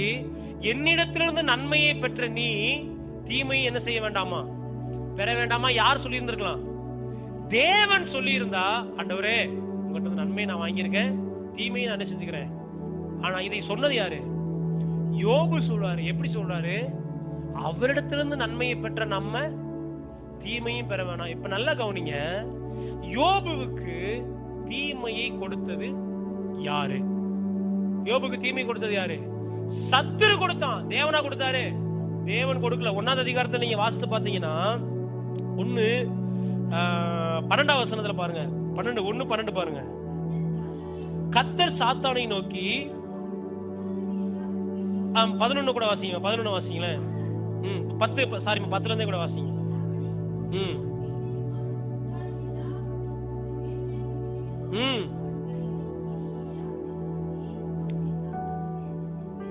நல்ல கவனிங்க, தேவன் என்னதான் செய்தார் ஒரு தேவ பிள்ளைக்கு? அவனை சுற்றிலும் வேலி அடைத்து வைத்திருக்கிறாரு. பக்கத்துல பாசம், உங்களை சுற்றிலும் தேவன் வேலி அடைத்து வைத்திருக்கிறாரு. அடுத்து என்ன சொல்றாரு? வேலி அடைக்கவில்லையோ அவன் கைகளின் கிரியில என்ன செஞ்சிருக்கிறாரு? அப்ப கர்த்தர் என்னதான் பண்றாரு? கையில அங்க இருந்து, இன்னைக்கு என்ன ஒரு வாரம் நல்ல வேலை செஞ்சு 1000 10 3000 சம்பளம் வாங்கிட்டாங்களே, இருக்க கூடாது, இன்னைக்கு ஒரு பலவீனத்தை கொடுப்போம், அவர் 2 நாள் வீட்டுல இருக்கட்டும் அப்படின்னு ஆண்டவர் யோசிச்சுட்டு இருக்கிறாங்க. அப்படியே யோசிக்கிறாரு அவரு. அங்க யோபுடைய புஸ்தகத்துல பாருங்க, சாத்தான் போய் ஆண்டவர்கிட்ட சொல்றான், ஆண்டவரே நீங்க அவனை சுத்தில என்ன பண்ணி வச்சிருக்கீங்க? வேலி அடைச்சு வச்சிருக்கீங்க ஆண்டவரே. அவன் கையின் கிரியை நீங்க என்ன செஞ்சிருக்கீங்க? ஆசீர்வச்சிருக்கீங்க. அதனால அவனுடைய சம்பத்து எப்படி இருக்கு? பெருகி இருக்கு ஆண்டவரேன்னு சொல்றான். இப்படித்தான் தேவன் ஒரு தேவ பிள்ளையை சுற்றிலும் பாதுகாத்து வச்சிருக்கிறாரு. தேவன் இப்படிப்பட்டவர் என்ற ஒரு வெளிப்பாடு நமக்கு என்ன செய்யணும்? வரணும். எப்படிப்பட்ட வெளிப்பாடு வரணும்னா, கர்த்தர் நல்லவர் என்ற ஒரு வெளிப்பாடு நமக்குள்ள வரணும். கர்த்தர் நன்மை செய்கிறவர் என்ற ஒரு வெளிச்சம் நமக்குள்ள உதிக்கணும். சங்கீதம் 34:10 வாசிங்களேன். சங்கீதம் 34:10 8ல சொல்றான் பாருங்க. சங்கீதக்காரன் சொல்றான் பாருங்க, வாசிங்க. சங்கீதம் 34:8. கர்த்தர் நல்லவர் என்பதை என்ன செய்யுங்க? சொல்லுங்க, சத்தமா சொல்லுங்க. கர்த்தர் நல்லவர். இந்த வெளிச்சம் நமக்குள்ள என்ன செய்யணும்? இதுக்கு நேரம் நம்ம மனதை திருப்பணும். நிறைய பேரு கர்த்தரை எப்படி பாக்குறாங்கன்னா, ரொம்ப கொடூரமானவரா என்ன செய்யறாங்க? ஐயோ அவராங்க அடிச்சிருவாருங்க. நமக்கு கற்றுக் கொடுத்தது எப்படின்னா, இந்த வாரம் நீ ஆலயத்துக்கு வரல, இந்த வாரம் பாரு உனக்கு என்ன செய்யறாருன்னு மட்டும் நீ பாத்துட்டே இரு. இந்த வாரம் ஜோம் பண்ணல, நீ இன்னைக்கு பாரு என்ன நடக்குன்னு பாரு. போகும்போது கீழே விழுந்து பல்லு ஒடிதான் இல்லையான்னு பாரு. இன்னைக்கு அப்ப நல்லா கவனிங்க. நான் உண்மையை சொல்றேன். நான் வளர்ந்து வந்த விதத்துல எனக்கு இப்படிதான் சொல்லி கொடுத்த அவ்வளவுதாங்க. ஏய் பரிசுத்தமா வாழு, கழுத்துட்டு ஒடிச்சிருவார் ஆண்டவர். எப்படி? நிறைய பரிசுத்தவான்கள் ஜெபிக்கிறவங்க வந்து சர்ச்சில் ஜோம் பண்ணதை நான் கேட்டிருக்கேன். ஏசப்பா என் வீட்டுக்காரன் குடிய விட மாட்டேன்ற ஆண்டவரை, என்னதான் செய்யன்னு தெரியல ஆண்டவரை, தயவு செஞ்சு இன்னைக்கு இந்த 2 கையை ஒடிங்க ஆண்டவரே, இன்னைக்கு இந்த 2 காலை ஒடிச்சு போட்டீங்கன்னா பாட்டுக்கு வீட்டுல கிடப்பா ஆண்டவரே, எந்த பிரச்சனையும் இருக்காது ஆண்டவரே. அப்படி என்ன செய்வது? கொஞ்சம் யோசிச்சு பாருங்க. இப்ப இந்த ஐயா மட்டும் இந்த அம்மா பண்ற ஜெபத்தை கேட்டாருன்னா, இந்த ஆண்டவர் பக்கம் அவர் திரும்புவார்னு நினைக்கிறீங்க? என்ன நினைப்பாரு? இப்ப அப்படியே அவருக்கு போய் எதேர்ச்சியா கால் ஒடிஞ்சிருச்சுன்னு வச்சுக்கோங்க, இவர் என்ன நினைப்பாரு? நீ சோமனாமா, ஆண்டவர் இந்த வார்த்தையை கட்டி என் காலை மாதிரி ஒடிச்சு விட்டாருமா. அப்ப ஆண்டவர் எப்படி ஆக்கிடுறது? ஆண்டவர் அங்க உட்கார்ந்துக்கிட்டு யாருக்கடா கையை ஒடிக்கலாம், யாருக்கடா காலை ஒடிக்கலாம், யாருக்கடா கழுத்து ஒடிச்சுக்கிட்டு இருக்கலாம் அப்படின்னு யோசிச்சுட்டு இருக்காரு? கிடையவே கிடையாது. சங்கீதக்காரன் சொல்றான் பாருங்க, கர்த்தர் நல்லவர் என்பதை ருசித்து பாருங்க. அல்லேலூயா. பக்கத்துல பா சொல்லுங்க, கர்த்தர் நல்லவர். இந்த நல்லவர்ன்ற வெளிச்சம் நமக்குள்ள வந்தாதான், நம்ம மனதுக்குள்ள அவர் நல்லவர்ன்ற ஒரு வெளிப்பாடு வந்தாதான் அவர்கிட்ட நம்ம நெருங்கி சேர முடியும், அவர்கிட்ட நம்ம நெருங்கி பழக முடியும். தேவனை ஒரு கொடூரமானவரா நீங்க பாத்துக்கிட்டு இருந்தீங்கன்னா நீங்க என்ன செய்ய முடியாது. நீங்க ஆண்டவர்கிட்ட ஒருத்தவங்க உங்களுக்கு பிடிக்கவே இல்லைன்னு வைங்க, ரொம்ப கொடூரமானவங்களா இருக்காங்க. இப்ப நானே என்ன எடுத்துக்கோங்க, நான் வந்து ரொம்ப கொடூரமான ஒரு பாஸ்ட்னு வைங்க, நீங்க யாராங்க வருவீங்க என்கிட்ட ஏதாவது பேசுவீங்க? இப்ப நான் நீங்க பேசுறதுக்கெல்லாம் போயிரு, நீங்க ஜோம் பண்றதுக்காக வரீங்க, ஐயா தலைவலிக்குது ஏன்ட்டு நீங்க வரீங்க, ஏசப்பா இந்த மகன் என்ன பாவம் செஞ்சாங்களோ தெரியல, இந்த தலையை ஒரு திருப்பி ஒடிச்சு விட்டுருங்க ஆண்டவரே அப்படின்னு நான் ஜோம் பண்ணா நீங்க என்கிட்ட வருவீங்களா? யோசிச்சு பாருங்க, வருவீங்களா வரட்டீங்களா? நிறைய பேர் என்ன பண்ணிட்டாங்கன்னா, நமக்கு கற்றுக் கொடுத்த விதங்கள், தேவனை எப்படி கற்றுக் கொடுத்துட்டாங்கன்னா, அவர் அடிக்கிறவராகவும் உதைக்கிறவராகவும் ஜனங்களை கொல்லுகிறவராகவும் அழிக்கிறவராகவும் என்ன செஞ்சுட்டாங்க? காண்பித்து கொடுத்துட்டாங்க. ஆமென். ஆனா நான் சொல்றேன் பாருங்க, சங்கீதம் 34:8 சொல்லுது, கர்த்தர் பக்கத்துல பாசு, நீங்க ஆராதிக்கிற தேவன் நல்லவர். அல்லேலூயா. நல்ல ஒரு தேவனை நீங்க ஆராதிக்கிறீங்க. ஆமென். ஆமா, நம்மை மன்னிக்கிற ஒரு தேவன், நம்மை நேசிக்கிற ஒரு தேவன், நம்ம மேல கரிசனையா இருக்கிற ஒரு தேவன், நம்ம மேல நினைவா இருக்கிற ஒரு தேவனை நீங்க என்ன செய்றீங்க? நீங்கள் ஆராதிக்கிறீங்க. சொல்ற பாருங்க, கர்த்தர் நல்லவர் என்பதை ருசித்து பாருங்கள், அவர் மேல் நம்பிக்கையா இருக்கிற மனுஷன் பாக்கியவான். அவர் மேல் நம்பிக்கையா இருக்கிற மனுஷன் பாக்கியவான். அடுத்து வாசிங்க, கர்த்தருடைய பரிசுத்தவான்களே அவருக்கு பயந்திருங்கள், அவர்களுக்கு பயந்தவர்களுக்கு. அந்த 6வது வசனத்தை கூட வாசிங்க, மேல 6வது வசனத்தை வாசிங்களேன். இந்த ஏழை கூப்பிட்டான், கர்த்தர் கேட்டு. தாவீது இந்த சங்கீதத்தை என்ன செய்யறாரு? எழுதுறது தாவீது. தாவீது எழுதும் போது அவர் ஒரு இக்கட்டான சூழ்நிலையில இந்த சங்கீதத்தை என்ன செய்யறாரு? எழுதுறாரு. இக்கட்டான சூழ்நிலைனா, ஒரு ராஜாவால் துரத்தப்பட்டு கொலை செய்ய போகிற நிலைமைக்கு என்ன செஞ்சுட்டாரு? போயிட்டாரு. ஒரு ராஜாவுக்கு முன்னாடி ஒரு பைத்தியக்கார மாதிரி நின்றுகிட்டு இருக்கும் போது இந்த சங்கீதத்தை என்ன செய்யறாரு? பாடுறப்ப அவர் எழுதும் போது சொல்றாரு, இந்த ஏழை கூப்பிட்டான், கர்த்தர் என்ன செய்தாரு? கேட்டு அவன் எடுக்கிறவங்களுக்கெல்லாம். தாவீது அவன் வாழ்க்கையில கர்த்தர் எப்படிப்பட்டவன்றத அவன் என்ன செய்தான்? அவன் சொன்ன பார்த்தீங்களா, கர்த்தர் நல்லவர்ன்றத ருசிச்சு பாருங்கன்னு எப்படி சொல்றான். அவன் நாடுகளுக்கு பின்னாடி ஒரு ஏழையா என்ன செஞ்சுக்கிட்டு இருந்தேன்? போய்கிட்டு இருந்தேன். கர்த்தர் என்னை தெரிந்து கொண்டு இன்னைக்கு அரண்மனையில் இருக்கிற ஒரு ராஜாவா என்னை உயர்த்தி வைத்திருக்கிறாரு. அல்லேலூயா. அவனை ஏழையாவே வச்சிருந்தாரு. இந்த ஏழை கூப்பிட்டான், கர்த்தர் கேட்டு அவனை வாழ்நாள் முழுவதும் ஏழையாய் வைத்திருந்தார். நான் சொன்னாவன் அவன் ஏழையா இருக்கும்போது கர்த்தரை கூப்பிட்டான். ஆனா அவன் ஏழையாவே என்ன செய்யல? தொடரவில்லை. எல்லாம் சொல்லுங்க, நம்ம இந்த நிலைமையில கர்த்தரை கூப்பிடுறோம், இந்த நிலைமையிலேயே நம்ம தொடர போறது இல்ல. ஆமென். அவனை கர்த்தர் எப்படி வச்சாரு? ஆலயத்துக்கு சொல்றான், ஆலயத்துக்கு எத்தனையோ ஆயிரக்கணக்கான கிலோ தங்கத்தை என்ன செஞ்சாராம்? ஆயிரக்கணக்கான, நான் சொல்றேன், இன்னைக்கு 1 கிலோ உங்ககிட்ட இருந்தாலும் நீங்க பெரிய ஆளு. ஆமாவா இல்லையா? அவன் எத்தனை கிலோ வச்சிருந்தான்? இந்த வெள்ளி எல்லாம் சொல்றான், அது அங்க கொட்டி கிடக்கு. என்றதுக்கு என்ன இல்ல, என்றதுக்கு ஆளும்ல நேரமும் இல்ல, சல்லிக்கல்லு மாதிரி என்ன செய்யுது? கொட்டி கிடக்கப்பா அள்ளி என்ன செய்ய? ஆலயத்தை கட்டுன்றாரு. அதனாலதான் அவன் ருசித்து பார்த்து சொல்றான். கர்த்தர் நல்லவர்ன்றதை எப்படி பார்க்கணும்? ருசிச்சு பார்க்கணும். எப்படி? இப்ப பக்கத்து வீட்டுல வந்து சிக்கன் குழம்பு வைக்கிறாங்கன்னு வைங்க, அந்த மனம் அப்படியே உங்களுக்கு என்ன செய்யுது? வாசனை அடிக்குது. வாசனை அடிக்கிறதுனால ஒரு ருசி வந்துருமா? வாசனை அடிக்குது. அப்படியே என்னது பெப்பர் சிக்கன் பண்ணி இருக்கிறாங்க, என்னென்னமோ சிக்கன் என்ன செஞ்சிருக்காங்க, சிக்கன் ஃப்ரை என்னமோ என்ன செஞ்சிருக்காங்க. இந்த பக்கத்துல இருந்து பிரியாணி வேற என்ன செய்யுது? வாசனை வருது. இப்ப இந்த வாசனையை நீங்கள் நுகர்வதனால இதை டேஸ்ட் பண்ணீங்கன்னு அர்த்தமே கிடையாது. புரியுதா சொல்றது உங்களுக்கு? நீங்க ஆலயத்துக்கு வந்து கர்த்தர் ஆசீர்வதிக்கிறாரியா, கர்த்தர் உயர்த்தவராயா, கர்த்தர் பெரிய ஆளாக்குறவாயான்னு கேட்டு போறீங்கன்னா நீங்க எப்படிதான் என்னத்தை தான் பாக்குறீங்கன்னு அர்த்தம்? என்னத்தை பாக்குறீங்க? மனத்தை ருசிக்கிறீங்க, மனத்தை பாக்குறீங்கன்னு அர்த்தம். ஓ, ஆண்டவர் இப்படி எல்லாம் என்ன செய்யறாரு, ஆண்டவர் இப்படி எல்லாம் உயர்த்துவாராயா, தாவீது பாரு ஆட்டுக்கு பின்னாடி போயிட்டு இருந்தாராயா, அவர் என்ன செஞ்சிருக்கிறாரு அப்படின்னா, பக்கத்து வீட்டுல இருந்து சிக்கன் குழம்பு வாசனை அடிக்கிறமான்னு என்ன அடிக்குது? பலிபீடத்துல இருந்து என்னதான் அடிக்குது? பிரியாணிங்க கொண்டு வந்து சிக்கனை கொண்டு வந்து கொட்டுன்னு கொட்டல, வாசனை என்ன செய்யுது? கர்த்தரை குறித்த அறிவு உங்களுக்கு உண்டாகுது. பக்கத்து வீட்டுல சிக்கன் சமைச்சிருக்கிறாங்கன்ற அறிவு தான் வருது. எதை பார்க்கும்போது? மனத்தை நுகரும் போது. ஆனா சாப்பிடும் போதுதான் தெரியுது உப்பு எப்படி இருக்கு, உரப்பு எப்படி இருக்குன்னு. எப்பதான் தெரியும்? ருசி பார்க்கும் போதுதான் தெரியும். அதனாலதான் இந்த தாவீது சொல்றான், மனத்தை மட்டும் பிடிச்சிட்டு என்ன செஞ்சுட்டு இருக்காதீங்க. கர்த்தர் சுகமாக்குறவர் தான், சுகமாக்குறவர் தான். கர்த்தர் நல்லவர் தான், நல்லவர் தான். அவர் நல்லவர் தான். அவரை மாதிரி நல்லவர் யாரு அப்படின்னு என்ன செஞ்சுட்டு இருக்க கூடாது? கேட்டுட்டு மட்டும் உட்கார்ந்து இருக்க கூடாது. வாழ்க்கையில் அவர் எவ்வளவு நல்லவர் என்பதை நீங்கள் அனுபவிக்க வேண்டும். எல்லாம் சொல்லுங்க, ருசி பார்க்க வேண்டும். சொல்லுவாங்க, பேப்பர்ல சீனி எழுதி நக்கி பார்த்தா என்ன ஆகாது?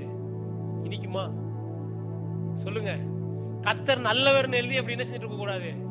அப்படி இருக்க கூடாது. நான் அந்த வார்த்தையை சொல்லல, நீங்க என்ன செஞ்சுட்டு இருக்க கூடாது? அப்படி பண்ணிட்டு இருக்க கூடாது. ஆமென். கர்த்தர் நல்லவர்ன்றதை உங்க வாழ்க்கையில நீங்க அனுபவிக்க ஆரம்பிக்கணும். தாவீது அனுபவிச்சு சொல்றான். எப்படி சொல்றான்? ஐயா, நான் ஒன்றுமே இல்லாத நிலைமையில சாதாரணமான கொஞ்சம் ஆட்டை மேய்ச்சிக்கிட்டு நான் இருந்தேன். எனக்கு ராஜாவாகிறத பத்தி அவன் கற்பனை கூட செய்தது கிடையாது. செஞ்சிருப்பானா? ஒரு நாள் நான் எப்படியா ராஜாவாயிருவேன் ஆடுமை அப்படியா நினைச்சாவன் இல்ல. அவன் அதனாலதான் அவன் சொல்றான், ஆண்டவர் எவ்வளவு நல்லவர் பாருங்க, என்ன இந்த நிலைமையில எடுத்து இந்த நிலைமைக்கு கொண்டு வர முடியும்னா, நான் ஏன் சொல்றேன், உங்களையே அந்த நிலைமைக்கு கர்த்தர் கொண்டு வர முடியாது? அல்லேலூயா. ஒன்றுமில்லாத அவனை இந்த நிலைமைக்கு உயர்த்த முடியும் என்றால் ஏன் நம்மை உயர்த்த முடியாது? அவர் நல்லவராய் இருக்கிறார். அல்லேலூயா. கர்த்தர் எப்படி இருக்கிறாரு? சங்கீதம் 25:8 கூட வாசிங்க. சங்கீதம் 25:8 வேதம் தாவீது சொல்றான் பாருங்க. 25:8 வாசிங்கம்மா. கர்த்தர் நல்லவரும் உத்தமருமாய் இருக்கிறார். எல்லாம் சொல்லுங்க, கர்த்தர் நல்லவர். அல்லேலூயா. இந்த வார்த்தை உங்களுக்குள்ள ஆழமா பதியட்டும். கர்த்தர் என்னது? நல்லவர். சங்கீதத்துல நிறைய இடத்துல சங்கீதக்காரர் சொல்றான், கர்த்தர் நல்லவரும் உத்தமருமாய் இருக்கிறார். ஆமென். சங்கீதம் 86:5 வாசிங்க. சங்கீதம் 86:5. ஒருத்தவங்க சங்கீதம் 119:68 எடுங்க. ஆண்டவரே, நீர் நல்லவரும் மன்னிக்கிறவருமாய் இருக்கிறீர். எல்லாம் சொல்லுங்க, கர்த்தர் நல்லவர். அல்லேலூயா. சங்கீதம் 119:68 வாசிங்களேன். தேவரீர் நீர் நல்லவரும். ருசிச்சு பார்த்தவனாலதான் சொல்ல முடியும் கர்த்தர் நல்லவர். ஆமென். நீங்க வாழ்க்கையில என்ன செய்யணும்? வியாதியோடு இருக்கிறீங்க, பலவீனத்தோடு இருக்கிறீங்க, கர்த்தர் கொடுத்த சுகத்தை நீங்க அனுபவிக்கும் போது நீங்க சொல்லுவீங்க, கர்த்தர் மிகவும் நல்லவர். அல்லேலூயா. கர்த்தர் நல்லவர். அதை அனுபவிச்சிருக்கிறேன். எங்கேயோ ஒரு சத்ருவானா இருந்தேன், பிசாசு பிடிச்சு அழிந்து போய் கிடந்தேன், என்னை தெரிந்து கொண்டாரு, என்னை தேடி அவர் வந்தாரு. அவர் எவ்வளவு நல்லவர். அல்லேலூயா. கர்த்தர். ஆதியாகமம் 1ஆவது அதிகாரத்தை நீங்க வாசித்து பாத்தீங்கன்னா, 1ஆவது அதிகாரம், அதுல 1ஆவது அதிகாரம் நமக்கு அதிகமாய் தெரிந்த ஒரு அதிகாரம் இல்லையா? ஆண்டவர் பாருங்க, எல்லாவற்றையும் என்ன செய்யறாரு? எல்லாவற்றையும் உண்டாக்குறாரு. எல்லாவற்றையும் 12ஆம் வசனம் பாருங்க. ம் ம் ம் ம் முளைப்பித்தது, தேவன் அது நல்லது என்று கண்டார். அதே 10ஆம் வசனம் பாருங்க. 10ஆம் வசனத்தில் என்ன சொல்லுது? தேவன் வெட்டாந்தரைக்கு பூமி என்றும் சேர்ந்த ஜலத்திற்கு சமுத்திரம் என்று பெயரிட்டார். தேவன் அது நல்லது என்று கண்டார். அடுத்து நீங்க அப்படியே கீழே ஒவ்வொரு வசனங்களையும் நீங்க வாசித்து பார்த்துட்டே வந்தீங்கன்னா அப்படின்னா, தேவன் 21ஆம் வசனம் பாருங்க. தேவன் மகா மச்சங்களையும் ஜலத்தில் தங்கள் தங்கள் ஜாதி திரளாய் ஜென்மிக்கப்பட்ட சகலவித நீர் வாழும் ஜந்துக்களையும் சிறகுள்ள ஜாதி ஜாதியான சகல பட்சிகளையும் சிருஷ்டித்தார். தேவன் அது நல்லது என்று. இப்ப நல்லா கவனிங்க. தேவன் இந்த உலகத்தை சிருஷ்டிக்கும் போது எப்படி சிருஷ்டிக்கிறாரு? எப்படி சிருஷ்டிக்கிறாரு? நல்லதுன்னு கண்டார். ஹல்லேலூயா. தேவன் எதைத்தான் சிருஷ்டிச்சாரு? நல்லவைகளை மட்டும்தான் சிருஷ்டிச்சாரு. ஏன் நல்லவைகளை சிருஷ்டிச்சாரு? Very good. தேவன் நல்லவராய் இருந்ததுனால நல்லவைகளை மட்டுமே சிருஷ்டிக்கிறார். புரியுதா உங்களுக்கு? நான் நல்லவனா இருந்தா நான் செய்யறது எதெல்லாம் இருக்கும்? எப்படி இருக்கும் எல்லாம்? இப்ப நான் செய்கிறது எல்லாமே தீமையா இருக்குன்னா நான் யாருன்னு அர்த்தம்? நான் கெட்டவன் அர்த்தம். என்ன எனக்குள்ள என்ன வெளிப்படுது? இப்ப தேவனிடத்திலிருந்து எதுதான் வெளிப்படுகிறது? மனிதனை சிருஷ்டிக்கிறாரு, எல்லாவற்றையும் சிருஷ்டிக்கிறாரு, ஆகாயவரை உண்டாக்குறாரு, எல்லாத்தையும் பார்க்கிறாரு. இது எல்லாத்தையும் எப்படி கண்டார் ஆண்டவர்? நல்லது நல்லது நல்லது நல்லது. 31ஆம் வசனம் பாருங்க. 1ஆம் அதிகாரம் 31ஆம் வசனம் வாசிங்க. அப்பொழுது தேவன் தாம் உண்டாக்கின எல்லாவற்றையும் பார்த்தார், அது மிகவும் நன்றாய் இருந்தது. எப்படி சொல்லப்பட்டிருக்கு? தேவன் அங்க பூமி எதிர்ச்சி உண்டாக்கிட்டு, ஆஹா பூமி எப்படி குலுங்குது, எவ்வளவு அழகா இருக்கு, அப்படியே பார்த்தாரு? இல்ல. தேவன் அங்க கடலை ஒரு குலுக்கி விட்டு, இப்ப சுனாமி வருது பாரு, எவ்வளவு பேர் சாகுறாங்க பாரு, வாவ் சூப்பர், எவ்வளவு அழகா இருக்கு, மிகவும் நன்றா, அப்படியே பார்த்தாரு? இல்லை. ஹல்லேலூயா. தேவன் எல்லாவற்றையும் சிருஷ்டித்தார். எப்படி பார்த்தாரு? மிகவும் நல்லது என்றுதான் கர்த்தர் கண்டார். ஹல்லேலூயா. எல்லாம் சொல்லுங்க. தேவன் சிருஷ்டித்த எல்லாமே மிகவும் நன்றாய் இருந்தது. ஹல்லேலூயா. இஸ்ரவேல் ஜனங்களுடைய வாழ்க்கை கூட பாருங்க. அவர்கள் அடிமைத்தனத்துல சிக்கி என்ன செய்யறாங்க? தவித்துக் கொண்டிருக்கிறாங்க. அந்த தவிக்கிற ஜனங்களுடைய சத்தத்தை கேட்டு கர்த்தர் எங்க கொண்டு போறாரு? வாசிங்க. உபாகமம் 8ஆம் அதிகாரத்துல வாசிங்க. உபாகமம் 8ல சொல்லுது பாருங்க. அந்த ஜனங்களுக்கு எப்படிப்பட்ட தேசத்தை கர்த்தர் கொடுக்கிறார் பாருங்க. 8ஆவது அதிகாரம் அதனுடைய 7ஆம் வசனத்தை வாசிங்கம்மா. உன் தேவனாகிய கர்த்தர் எந்த தேசத்துக்குள்ள பிரவேசிக்கிறாரு? ஏன் நல்ல தேசத்துக்குள்ள கொண்டு போறாருன்னா, இவங்க நல்லவங்கனால கிடையாது. எல்லாம் சொல்லுங்க. தேவன் நல்லவர்னால. ஹல்லேலூயா. இவங்க நல்லதுனால நல்ல காரியங்களுக்கு செய்யணும்னு ஆண்டவர் விரும்பல. இவங்க இத்தனைக்கு வேதம் என்ன சொல்லுது? அவர்கள் வணங்கா களத்துல ஜனங்களாக என்ன செய்யறாங்க? தேவனை சோதிக்கிறவங்களா இருக்காங்க, தேவனை பரீட்சை பார்க்கிறவங்களா இருக்கிறாங்க, தேவனுக்கு விரோதமாய் முறுமுறுக்கிறவங்களா இருக்கிறாங்க. ஆனாலும் அந்த ஜனங்களுக்கு கர்த்தர் என்னத்தை கொடுக்கிறாரு? என்னத்தை கொடுக்கிறாரு பாருங்க. உன் தேவனாகிய கர்த்தர் உன்னை நல்ல தேசத்தில் பிரவேசிக்க பண்ணுகிறார். அது பள்ளத்தாக்குகளிலும் மலைகளிலும் இருந்து புறப்படுகிற ஆறுகளும் ஊற்றுகளும் ஏரிகளும் உள்ள தேசம். மூணாறு மாதிரி அற்புதமான ஒரு தேசத்தை என்ன செஞ்சிருக்கிறாரு? ஜனங்களுக்கு கொடுக்கிறாரு. அடுத்து, அது கோதுமையும் வார்கோதுமையும் திராட்சை செடிகளும் அத்தி மரங்களும் மாதஞ்செடிகளும் உள்ள தேசம். அது ஒலிவ மரங்களும் எண்ணெயும் தேனும் உள்ள தேசம். அது தாழ்ச்சி இல்லாமல் அப்பம் புசிக்கத்தக்கதும் ஒன்றும் உனக்கு குறைவுபடாததுமான தேசம். புரியுதா தேவனை குறிச்சு? தேவன் எப்படி யார் கொடுக்கிறார் இத? இந்த பொல்லாத ஜனங்களுக்கு, இந்த அவிசுவாசம் உள்ள ஜனங்களுக்கு, தேவனையே பரீட்சை பார்த்து கொண்டிருக்கிற ஜனங்களுக்கு எப்படிப்பட்ட தேசத்தை கொடுக்கிறாரு? உனக்கு ஒன்றும் குறைவுபடாத ஒரு நல்ல தேசத்தை தர்றேன்றார். யாருங்க செய்ய முடியும்? யார் செய்ய முடியும்? அவர் நல்ல தேவனா இருக்கிறதுனாலதான் பொல்லாத மனுஷன் கூட நல்லது செய்யறார். ஹல்லேலூயா. பக்கத்துல பாசுங்க. தேவன் நல்லவர். ஹல்லேலூயா. ஹல்லேலூயா. 12ஆம் வசனம் வரைக்கும் நீங்க வாசித்து பாத்தீங்கன்னா, அந்த தேசத்துக்காக அந்த 10ஆம் வசனம் பாருங்க. நீ புசித்து திருப்தி அடைந்திருக்கையில் உன் தேவனாகிய கர்த்தர் உனக்கு கொடுத்த அந்த நல்ல தேசத்துக்காக அவரை ஸ்தோத்திரிக்க கடவாய். ஹல்லேலூயா. எப்படி கொடுக்கிறார் ஆண்டவர்? நான் சொல்ற மாதிரி ஒரு தேவ பிள்ளைக்கு தேவன் பெஸ்டான ஒண்ணதான் கொடுக்கணும்னு விரும்புறார். ஹல்லேலூயா. தேவனை குறித்து தவறான ஒரு பட ஜனங்களுக்குள்ள என்ன தெரியுமா இருக்கு? அவர் வியாதியை கொடுத்து என்ன செஞ்சிருவாரு? என்கிட்ட ஏதோ மாற வேண்டி இருக்குன்னு நினைக்கிறேன் பாஸ்டர். நிறைய பேர் என்கிட்ட சொல்றது கேட்டிருக்கிறேன். என்னன்னு தெரியல பாஸ்டர், என்கிட்ட ஏதோ மாறணும்னு நினைக்கிறேன். அதனால ஆண்டவர் என்ன செஞ்சுட்டாரு பாருங்க, நான் போய்கிட்டு இருந்தேன், டக்குன்னு பைக்ல இருந்து கீழே விழுந்து இந்த காலை உடச்சு விட்டாரு. இப்ப வந்து ஏதோ கொஞ்சம் கொஞ்சமா என்ன செஞ்சுக்கிட்டு இருக்கேன், மாறிக்கிட்டு இருக்கேன் அப்படின்னு என்ன செய்வாங்க. தேவனை குறிச்சு என்ன படம் இருக்கு உங்களுக்கு? நம்ம சரிப்படுத்துறதுக்காக ஆண்டவர் என்ன செஞ்சிருக்காரு இதோ. இப்ப நான் ஒன்று சொல்றேன், நீ இப்போ உங்க பிள்ளைகள் இருக்காங்க, உங்க பிள்ளைகள் வந்து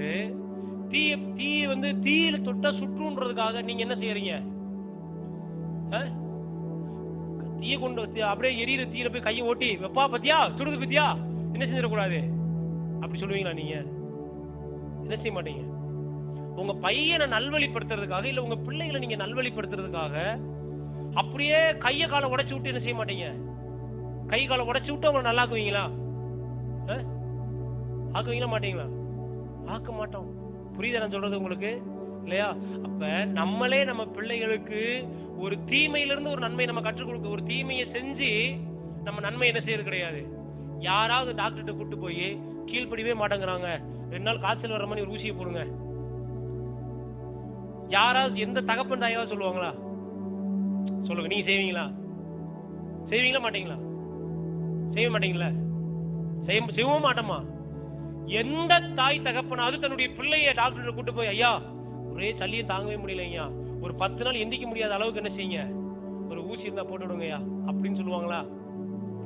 யோசிச்சு பாருங்க. நம்மளே நம்ம பிள்ளைகளுக்கு தீமையான ஒன்றை சொல்லி செய்து நன்மைக்கு நம்மள அவங்க என்ன செய்யறது கிடையாது. காய்ச்சல படுத்து கிடந்தா அவன் மோசமானவனா இருந்தா கூட என்னதான் செய்வோம், எப்பா எந்திரிப்பா போய் ஒரு ஊசிய. இப்ப நான் சொல்றேன் பாருங்க, நாமே இவ்வளவு அன்புள்ளவர்களாகவும் நேசிக்கிறவங்களும் நல்லவங்களாகவும் இருக்கும்போது தீமை செய்யற பிள்ளைகளுக்கு கூட நம்ம என்னதான் செய்யறோம், நம்ம தான் செய்யறோம். ஆமாவா இல்லையா? உங்க பிள்ளைகள் உங்களுக்கு விரோதமா எவ்வளவு பேசினா கூட நீ என்னதான் செய்யறீங்க, நம்ம பையன் தானே நம்ம பிள்ளை தானே பேசுனா என்ன செய்யறான். எத்தனையோ எத்தனையோ பிள்ளைகள் பெற்றோரை தரைகுறவாய் பேசுவதை நான் என்ன செஞ்சிருக்கேன். ஆனா அந்த பெற்றோர் சொல்லுவாங்க நம்ம பிள்ளை தானே விடு பேசுனா என்ன செஞ்சுட்டு போறான். அப்ப நாமே இப்படி நினைக்கும் போது தேவன் ஒரு நாள் என்ன செய்வது கிடையாது, ஒரு வியாதியை கொடுத்து ஒரு கஷ்டத்தை கொடுத்து ஒரு சோதனையை கொடுத்து என்ன செய்யறது கிடையாது, என்ன செய்யறது கிடையாது. நம்மளை பரிசுத்தத்துக்கு நேரம் நடத்துறது கிடையாது, நம்ம நல்வழியில் நடத்துறது கிடையாது. தேவன் நல்லவராய் இருக்கிறார். அல்லேலூயா, அல்லேலூயா. இன்னும் நான் சொல்றேன் பாருங்க, தீமை செய்கிறவனுக்கு கூட நன்மையை செய்ததான் அவர் நல்வழிப்படுத்தி செய்திருக்காரே தவிர தீமை செய்கிறவனுக்கு ஒரு தீமை செய்து அவனை திருத்தினது கிடையவே கிடையாது. அல்லேலூயா. தேவன் எப்படிப்பட்டவர்? தீமை செய்கிறவனுக்கு கூட நன்மை செய்ததான் திருப்ப. நான் சொல்றேன், ஆண்டவருக்கு விரோதமா எவ்வளவு தூசணமான வார்த்தைகள் நம்ம பேசியிருக்கோம், ஆண்டவருக்கு விரோதமா எவ்வளவு பொல்லாத பாவத்தை நம்ம செய்திருக்கிறோம். ஆண்டவர் அவருக்கு விரோதமாய் தீமை செய்த நம்மை தேடி வந்தாரே, தேடி வந்தாரா இல்லையா? நம்மை தேடி வந்தாரே, நம்மளை ஏதாவது அடி கொடுத்து கால கையை உடைச்சு விட்டு நீ செய்த தவறுக்கு இதுதான் தண்டனை கொடுத்துருக்க, நீ மரியாதைக்கு மணந்துரும் அப்படியே சொன்னாரு இல்ல. எத்தனையோ பாவத்தை அக்கிரமத்தை நம்ம செய்திருந்தோம், அவர் நல்லவராய் இருந்ததுனால நமக்கு நன்மை செய்தா நம்மளை திருப்பினார். பக்கத்துல தேவன் நன்மை செய்துதான் நம்மை திருப்புகிறார். ஹல்லேலூயா. தீமை செய்து என்ன செய்யறது இல்ல. மத்தேயு 5வது அதிகாரம் 45வது வசனம் நினைக்கிறேன், வாசிக்கிறேன். மத்தேயு 5 அற்புதமான ஒரு வசனம் பாருங்க. ஆண்டவராய் இயேசு கிறிஸ்து ஒரு காரியத்தை சொல்றாரு. எப்படி சொல்றாரு பாருங்க. 5வது அதிகாரம் 45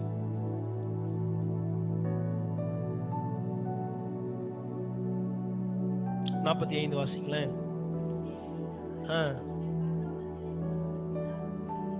44 இருந்து கூட நீங்க வாசிங்க.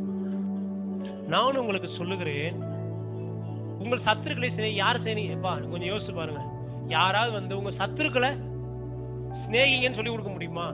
நல்ல கவனிங்க. உன் சத்துருவை கூட நீ நேசிக்க வேண்டும், உனக்கு எதிராய் செய்கிறவனை கூட நீ அன்பு கூற வேண்டும் என்று ஒருத்தர் சொல்லி கொடுக்கிறார்னா அவர் எப்படி கெட்டவரா இருப்பாரு? உங்க பிள்ளைகளுக்கு நீங்க சொல்லி கொடுக்குறீங்க, ஒருத்தவங்க உங்க பிள்ளைய அடிச்சான்னு வச்சுக்கோங்க, சூடா ஒருத்தர் என்ன செஞ்சு அடிச்சான்னு, நான் என்ன செய்யறேன், நாளைக்கு கத்திட்டு போயிரு, அவன் தலையை என்ன செய்யக்கூடாது, இப்படி சொல்லி கொடுத்தேன்னா நான் யாருன்னு அர்த்தம்? நான் யாரு? கெட்ட மனுஷன் நானு.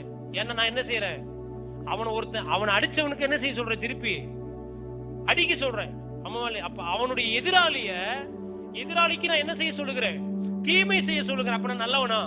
இல்ல. ஆனா இப்ப ஒருத்தவனை அடிச்சு காயமாக்கிட்டான்னு வச்சுக்கோங்க, நான் சொல்றேன் பரவாயில்லடா, அவன்கிட்ட போய் நீ ஐ லவ் யூன்னு சொல்லிடுறா. அப்படின்னு என்ன செய்யறேன்? நான் அவனை நேசிக்கிறேன்பா, விட்டுருப்பா அப்படின்னு அவனை அன்பு கூறுன்னு சொல்றேன்னா நான் யாருன்னு அர்த்தம்? அப்ப நல்லா கவனிங்க, ஆண்டவர் சொல்றாரு உங்கள் சத்துருக்களை சிநேகியுங்கள்னு சொல்லி கொடுக்கிறாருன்னா அவர் எப்படி தீய ஒரு தேவனா இருப்பாரு? யோசிச்சு பாருங்க. அல்லேலூயா. அவர் நல்லவரா இருக்கிறதுனாலதான் சத்துருக்களை கூட என்ன செய்ய சொல்றாரு? சிநேகிக்க சொல்றாரு. அடுத்து வாசிங்கம்மா. எங்க இதெல்லாம் அநியாயமா இருக்கா இல்லையா? வசனத்தை நீங்க வாசித்து பார்க்கும்போது அப்படிதான் தோணும். உங்களை சபிக்கிறவங்கள 4 வார்த்தை சேர்த்து சபிங்கன்னா உலகம் சொல்லுது. எப்படி சொல்லுது? ஒருத்தவங்க உங்களை, நீங்க உங்க வீட்டுக்காரங்க இன்னைக்கு வேலைக்கு போயிருக்காங்க, உங்க வீட்டுக்கார அம்மா வேலைக்கு போயிட்டாங்கன்னு வைங்க. நீங்க வீட்டுல வந்து சொல்றீங்க, இன்னைக்கு வேலை செய்யும் போது இந்த அம்மா என்ன செஞ்சிருச்சு, பக்கத்துல இருந்த அம்மா என்ன இந்த மாதிரி பேசிருச்சு. உடனே வீட்டுக்காரர் என்ன சொல்லுவாரு? சும்மா விட்டுட்டு வந்திருக்க பாரு, நானா என்ன செஞ்சிருப்பேன் தெரியுமா? எப்படி என்ன சொல்லி கொடுக்குறாரு? விட்டு நாளைக்கு நான் போய்க்கிறேன், நாக்கு கொடுக்குறமா 4 வார்த்தை கேட்காம நான் என்ன செய்ய மாட்டேன். இப்படி உலகம் என்ன செய்யுது? இதைத்தான் நமக்கு என்ன செய்யுது? சொல்லி கொடுக்குது. ஆமாவா இல்லையா? ஆனா ஆண்டவர் என்ன சொல்றாரு பாருங்களேன். என்ன சொல்றாரு? உங்களை சபிக்கிறவங்கள ஏன் சொல்றாருன்னா அவர் நல்லவரா இருக்கிறாரு. ஹல்லேலூயா. சபிக்கிறவங்கள கூட என்ன செய்ய சொல்றாரு? ஆசீர்வதிங்க. அடுத்து பாருங்க, இதெல்லாம் ரொம்ப அநியாயமா இருக்கு பாருங்க. இன்னைக்கு பார்க்கும்போது எப்படி இருக்கு? பகைக்கிறாங்க உங்களை, அவங்களுக்கு என்ன செய்யுங்க? உங்களை பகைக்கிறவங்களுக்கு கூட்டு போய் நன்மை செய்யறதுனா என்னது? அவங்க வீட்டுல கஷ்டப்படும் போது ஒரு மூட்டை அரிசி வாங்கி என்ன செஞ்சுட்டீங்க? கொடுத்துட்டு வந்துருங்கன்றாரு. எப்படி இது? ஏன் சொல்றாரு? அவர் நல்லவரா இருக்கிறதுனால. ஹல்லேலூயா. உன்னை பகைக்கிறானா, நீ அவனை திரும்பி கூட பார்க்காத, அவனை நீ பகைன்னு சொல்றது யாரு? மனுஷன். ஆனா தேவன் நல்லவரா இருக்கிறதுனால என்ன சொல்றாரு? உன்னை பகைச்சா பரவாயில்ல, அவனுக்கு நீ நன்மை செஞ்சிரு. ஹல்லேலூயா. உன்னை அவன் பகைச்சா பரவாயில்ல, அவன் பசியா இருக்கும் போது நீ சாப்பாடு வாங்கி கொடுத்துரு. எப்படிப்பட்ட தேவன் பாருங்க. நீங்களும் நான் ஆராதிக்கிறவர். இந்த எண்ணம் நம்ம மைண்டுக்குள்ள வரணும். எப்படி? நம்ம தேவன் எப்படிப்பட்டவர்ன்றது நம்ம மைண்டுக்குள்ள வந்தா தான் நம்ம மனம் அதுக்கேற்ற மாதிரி என்ன செய்ய ஆரம்பிக்கும்? நன்மையை நோக்கி சிந்திக்க ஆரம்பிக்கும், நல்லது செய்யறது நோக்கி சிந்திக்க ஆரம்பிக்கும். அடுத்து சொல்றாரு பாருங்க எப்படி? உங்களை நிந்திக்கிறவர்களுக்காகவும் உங்களை ஒருத்தவங்க துன்பப்படுத்துறவங்களுக்காக என்ன செய்யணும்? ஊரா போய் குறை சொல்லிட்டு வந்து அவங்க அப்படி செஞ்சுட்டாங்க, அப்படியே சொன்னார் ஆண்டவர். என்ன செய்ய சொல்றாரு? உங்களை ஒருத்தவங்க துன்பப்படுத்துறாங்க, ஒருத்தவங்க உங்களுக்கு தீமை செய்யறாங்க, நிந்திக்கிறாங்கன்னா என்ன செய்யறாங்க? உங்களை கிண்டல் பண்றாங்க, உங்களை கேள்வி பண்றாங்க, உங்க அவமானமா உங்களை பேசுறாங்கன்னா நீங்க ஒரு தேவ பிள்ளையா அவங்களுக்கு என்ன செய்யணும்ன்றாரு? அவங்களுக்காக ஜெபம். எப்படி ஜெபம் பண்ணணும்? ஆண்டவரே என்ன பேசிட்டாங்க ஆண்டவரே, அதை அவங்க பார்க்கணும் ஆண்டவரே. கையை அப்படியே உடைச்சு விட்டு, அவங்க பேசுனதுனாலதான் கை உடைஞ்சு நீங்க அவங்களுக்கு என்ன செய்யுங்க? அப்படியா? அப்படி நிறைய பேர் ஜெபம் பண்ணிட்டு இருக்காங்க. ஒரு நாள் அப்படிதான் நான் சர்ச்சில் எங்கல்ல எஸ்டேட்ல சர்ச்சில் ஜெபத்துல முட்டி போட்டு சனிக்கிழமை 1 மணி நேரம் முழங்கால் ஜெபம் நடக்கும். ஒரு அம்மா வந்து கண்ணீரோடு அழுகுறாங்க. ஏசப்பா, இன்னைக்கு கொழுந்து வெட்டும் போது அவன் என்னை இப்படி பேசிட்ட ஆண்டவரே, நாளைக்கு அவன் வேலைக்கு வரக்கூடாது, நான் அதை பார்க்கணும் ஆண்டவரே. ஏதாவது இன்னைக்கு இப்பவே நீங்க செய்யணும் ஆண்டவரே. எப்ப கையை ஒடிப்பீங்களோ, காலை ஒடிப்பீங்களோ, மூக்க உடைப்பீங்களோ, எதை உடைப்பீங்களோ எனக்கு தெரியாது. நாளைக்கு என் கண்ணு முன்னாடி அவன் என்ன செய்யக்கூடாது பாருங்க. இப்படி ஜெபத்தை என்ன செஞ்சுட்டு இருக்காங்க? ஜெபம் எப்படி? பகைக்கிறவங்களுக்காக, நிந்திக்கிறவங்களுக்காக எப்படி ஜெபம் நடக்குது? இன்னொரு பாஸ்டர் நான் பார்த்திருக்கேன். ஒரு ஊழியக்காரு, அவர் ஜெபம் பண்றாரு. ஆண்டவரே, அவனை ஒரு போட்டு கொண்டு வாங்க ஆண்டவரே. அவர் அங்க உட்காந்து அந்த வேலையை செஞ்சுக்கிட்டு இருக்காரு. மேல உட்காந்து எவனடா போடலாம், எவனடா தட்டலாம், எவன் காலடா உடைக்கலாம், எவன் கையெல்லாம் உடைக்கலாம், அப்படியான்னு செஞ்சுட்டு இருக்காரு. கிடையவே கிடையாது. தேவன் என்ன சொல்றாரு? அதனாலதான் நிறைய நேரங்கள்ல நம்ம இப்படிலாம் ஜெபம் பண்ணி கர்த்தர் செய்யலன்னு உடனே நமக்கு என்ன வந்துடும்? என்னதான் ஆண்டவர் எல்லாம் சொல்றதையும் கேட்கிறாரு, நான் அது உடைங்கன்ற உடைக்க மாட்டேன்றாரு பாரு அப்படின்ட்டு. தீமை செய்கிற ஒரு நபர்கிட்ட போய் நீங்க இதை சொன்னீங்கன்னா அவங்க என்ன செஞ்சிருவாங்க? உங்க ஜெபத்தின்படி என்ன செய்வாங்க? ஆனா அவர் நல்லவரா இருக்கிறதுனால ஒரு பாவிக்கு கூட தீமை செய்வதை அவர் விரும்புவது கிடையாது. ஆமே. என்ன செய்ய சொல்றாரு? நிந்திக்கிறவர்களுக்காகவும் துன்பப்படுத்துகிறவர்களுக்காகவும் என்ன ஜெபம் பண்ணணும்? குடிங்க, உட்கார வைங்கன்னு ஜெபம் பண்ணக்கூடாது. அவங்களை ஆசீர்வதிச்சிருங்க ஆண்டவரே, அவங்களுக்கு நன்மை செஞ்சிருங்க ஆண்டவரே, அவங்கள மன்னிச்சிருங்க ஆண்டவரே. இப்படி ஜெபம் பண்ணணும். இப்ப நம்ம பொல்லாத ஒரு உலகத்துல தான் நம்ம என்ன செய்கிறோம்? இப்ப நம்ம நன்மை செய்தா கூட நமக்கு தீமை செய்கிற உலகத்துல தான் நம்ம என்ன செஞ்சுட்டு இருக்கோம்? வாழ்ந்துகிட்டு இருக்கோம் இல்லையா? அப்படிப்பட்ட ஒரு உலகத்துல தான் நம்ம இன்னைக்கு இருக்கிறோம். இந்த உலகத்துல நிச்சயமா நமக்கு விரோதமா என்னதான் வருது? நம்ம நிறைய பேர் சொல்றதை நான் கேட்டிருக்கேன். நாங்க அவங்களுக்கு எல்லாம் எவ்வளவு செஞ்சு தெரியுமாங்க, எவ்வளவு பண்ண தெரியுமா, ஆனா ஒரு நன்றி இல்லாம என்ன செஞ்சுட்டாங்க, அவங்க போனா கூட பரவாயில்லைங்க, எங்களை இப்படி அவமானப்படுத்தி என்ன செஞ்சுட்டாங்க.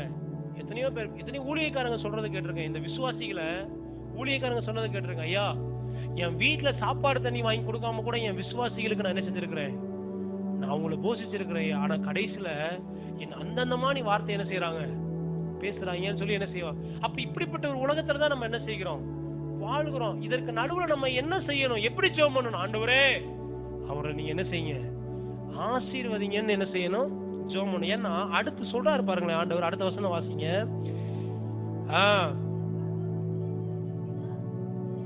இப்ப நம்ம கவனிச்சுக்கணும், நம்ம யாருக்கு புத்திரரா இருக்கோம், நம்ம என்ன செய்யணும், நம்மளே ஆராய்ஞ்சு பார்க்கணும். தேவ பிள்ளைங்க, நம்ம ஒருத்தவங்க ஒரு வார்த்தை சொல்லிட்டாங்கன்னு அவங்களுக்கு விரோதமா 100 வார்த்தையை நம்ம பேசுறோம்னா நம்ம வேற யாருக்கோ நமக்கு பிதாவா இருக்காங்கன்னு அர்த்தம். யாருக்கு பிதாவா இருக்காங்க?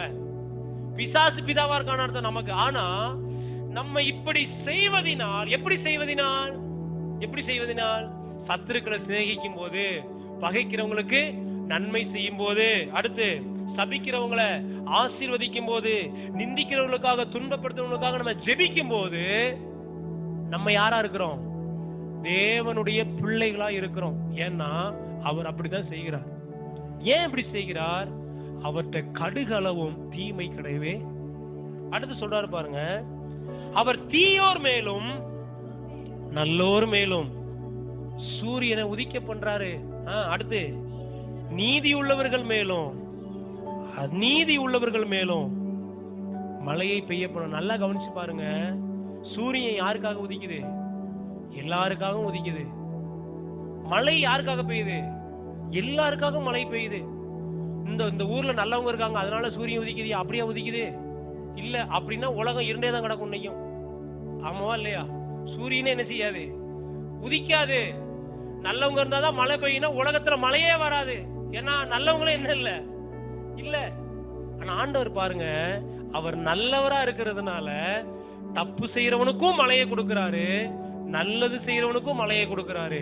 தப்பு செய்யறவனுக்கும் சூரியன் உதிக்குது, நல்லது செய்யறவனுக்கும் சூரியன் உதிக்குது. ஏன்னா தேவன் நல்லவரா இருப்பதனால. ஹல்லேலூயா. தேவன் நல்லவருங்க, தேவன் நல்லவர். இந்த வெளிப்பாடு நமக்குள்ள வரணும். அவர்கிட்ட எல்லளவும் தீமை கிடையாது, அவர்கிட்ட கடுகளவும் தீமை கிடையாது. கடைசி அந்த அதிகாரத்துல கடைசி வசனம் சொல்லுது பாருங்க, ஆகையால் பரலோகத்தில் இருக்கிற உங்கள் பிதா பூரண சர்க்குணர். பூரண, நீங்களும் நான் ஆராதிக்கிற தேவன் யாரு? அங்க உட்கார்ந்துகிட்டு எவனுக்குடா எந்த தீமையடா கொடுக்கலாம், எந்த ஆபத்தடா கொடுக்கலாம்னு உட்கார்ந்து யோசிச்சுட்டு இருக்கிற ஒரு தேவன் அல்ல அவரு. பிதா பூரண சர்க்குணர்னா என்னது? சர்க்குணர்னா வாரி வழங்குகிறவர். ஹல்லேலூயா. ஆமா, அள்ளி கொடுக்கிற தேவன் அவரு. அவர் சொல்றாரு, நீங்க இப்படி எல்லாம் செஞ்சீங்கன்னா எப்படி இருப்பீங்கன்றாரு.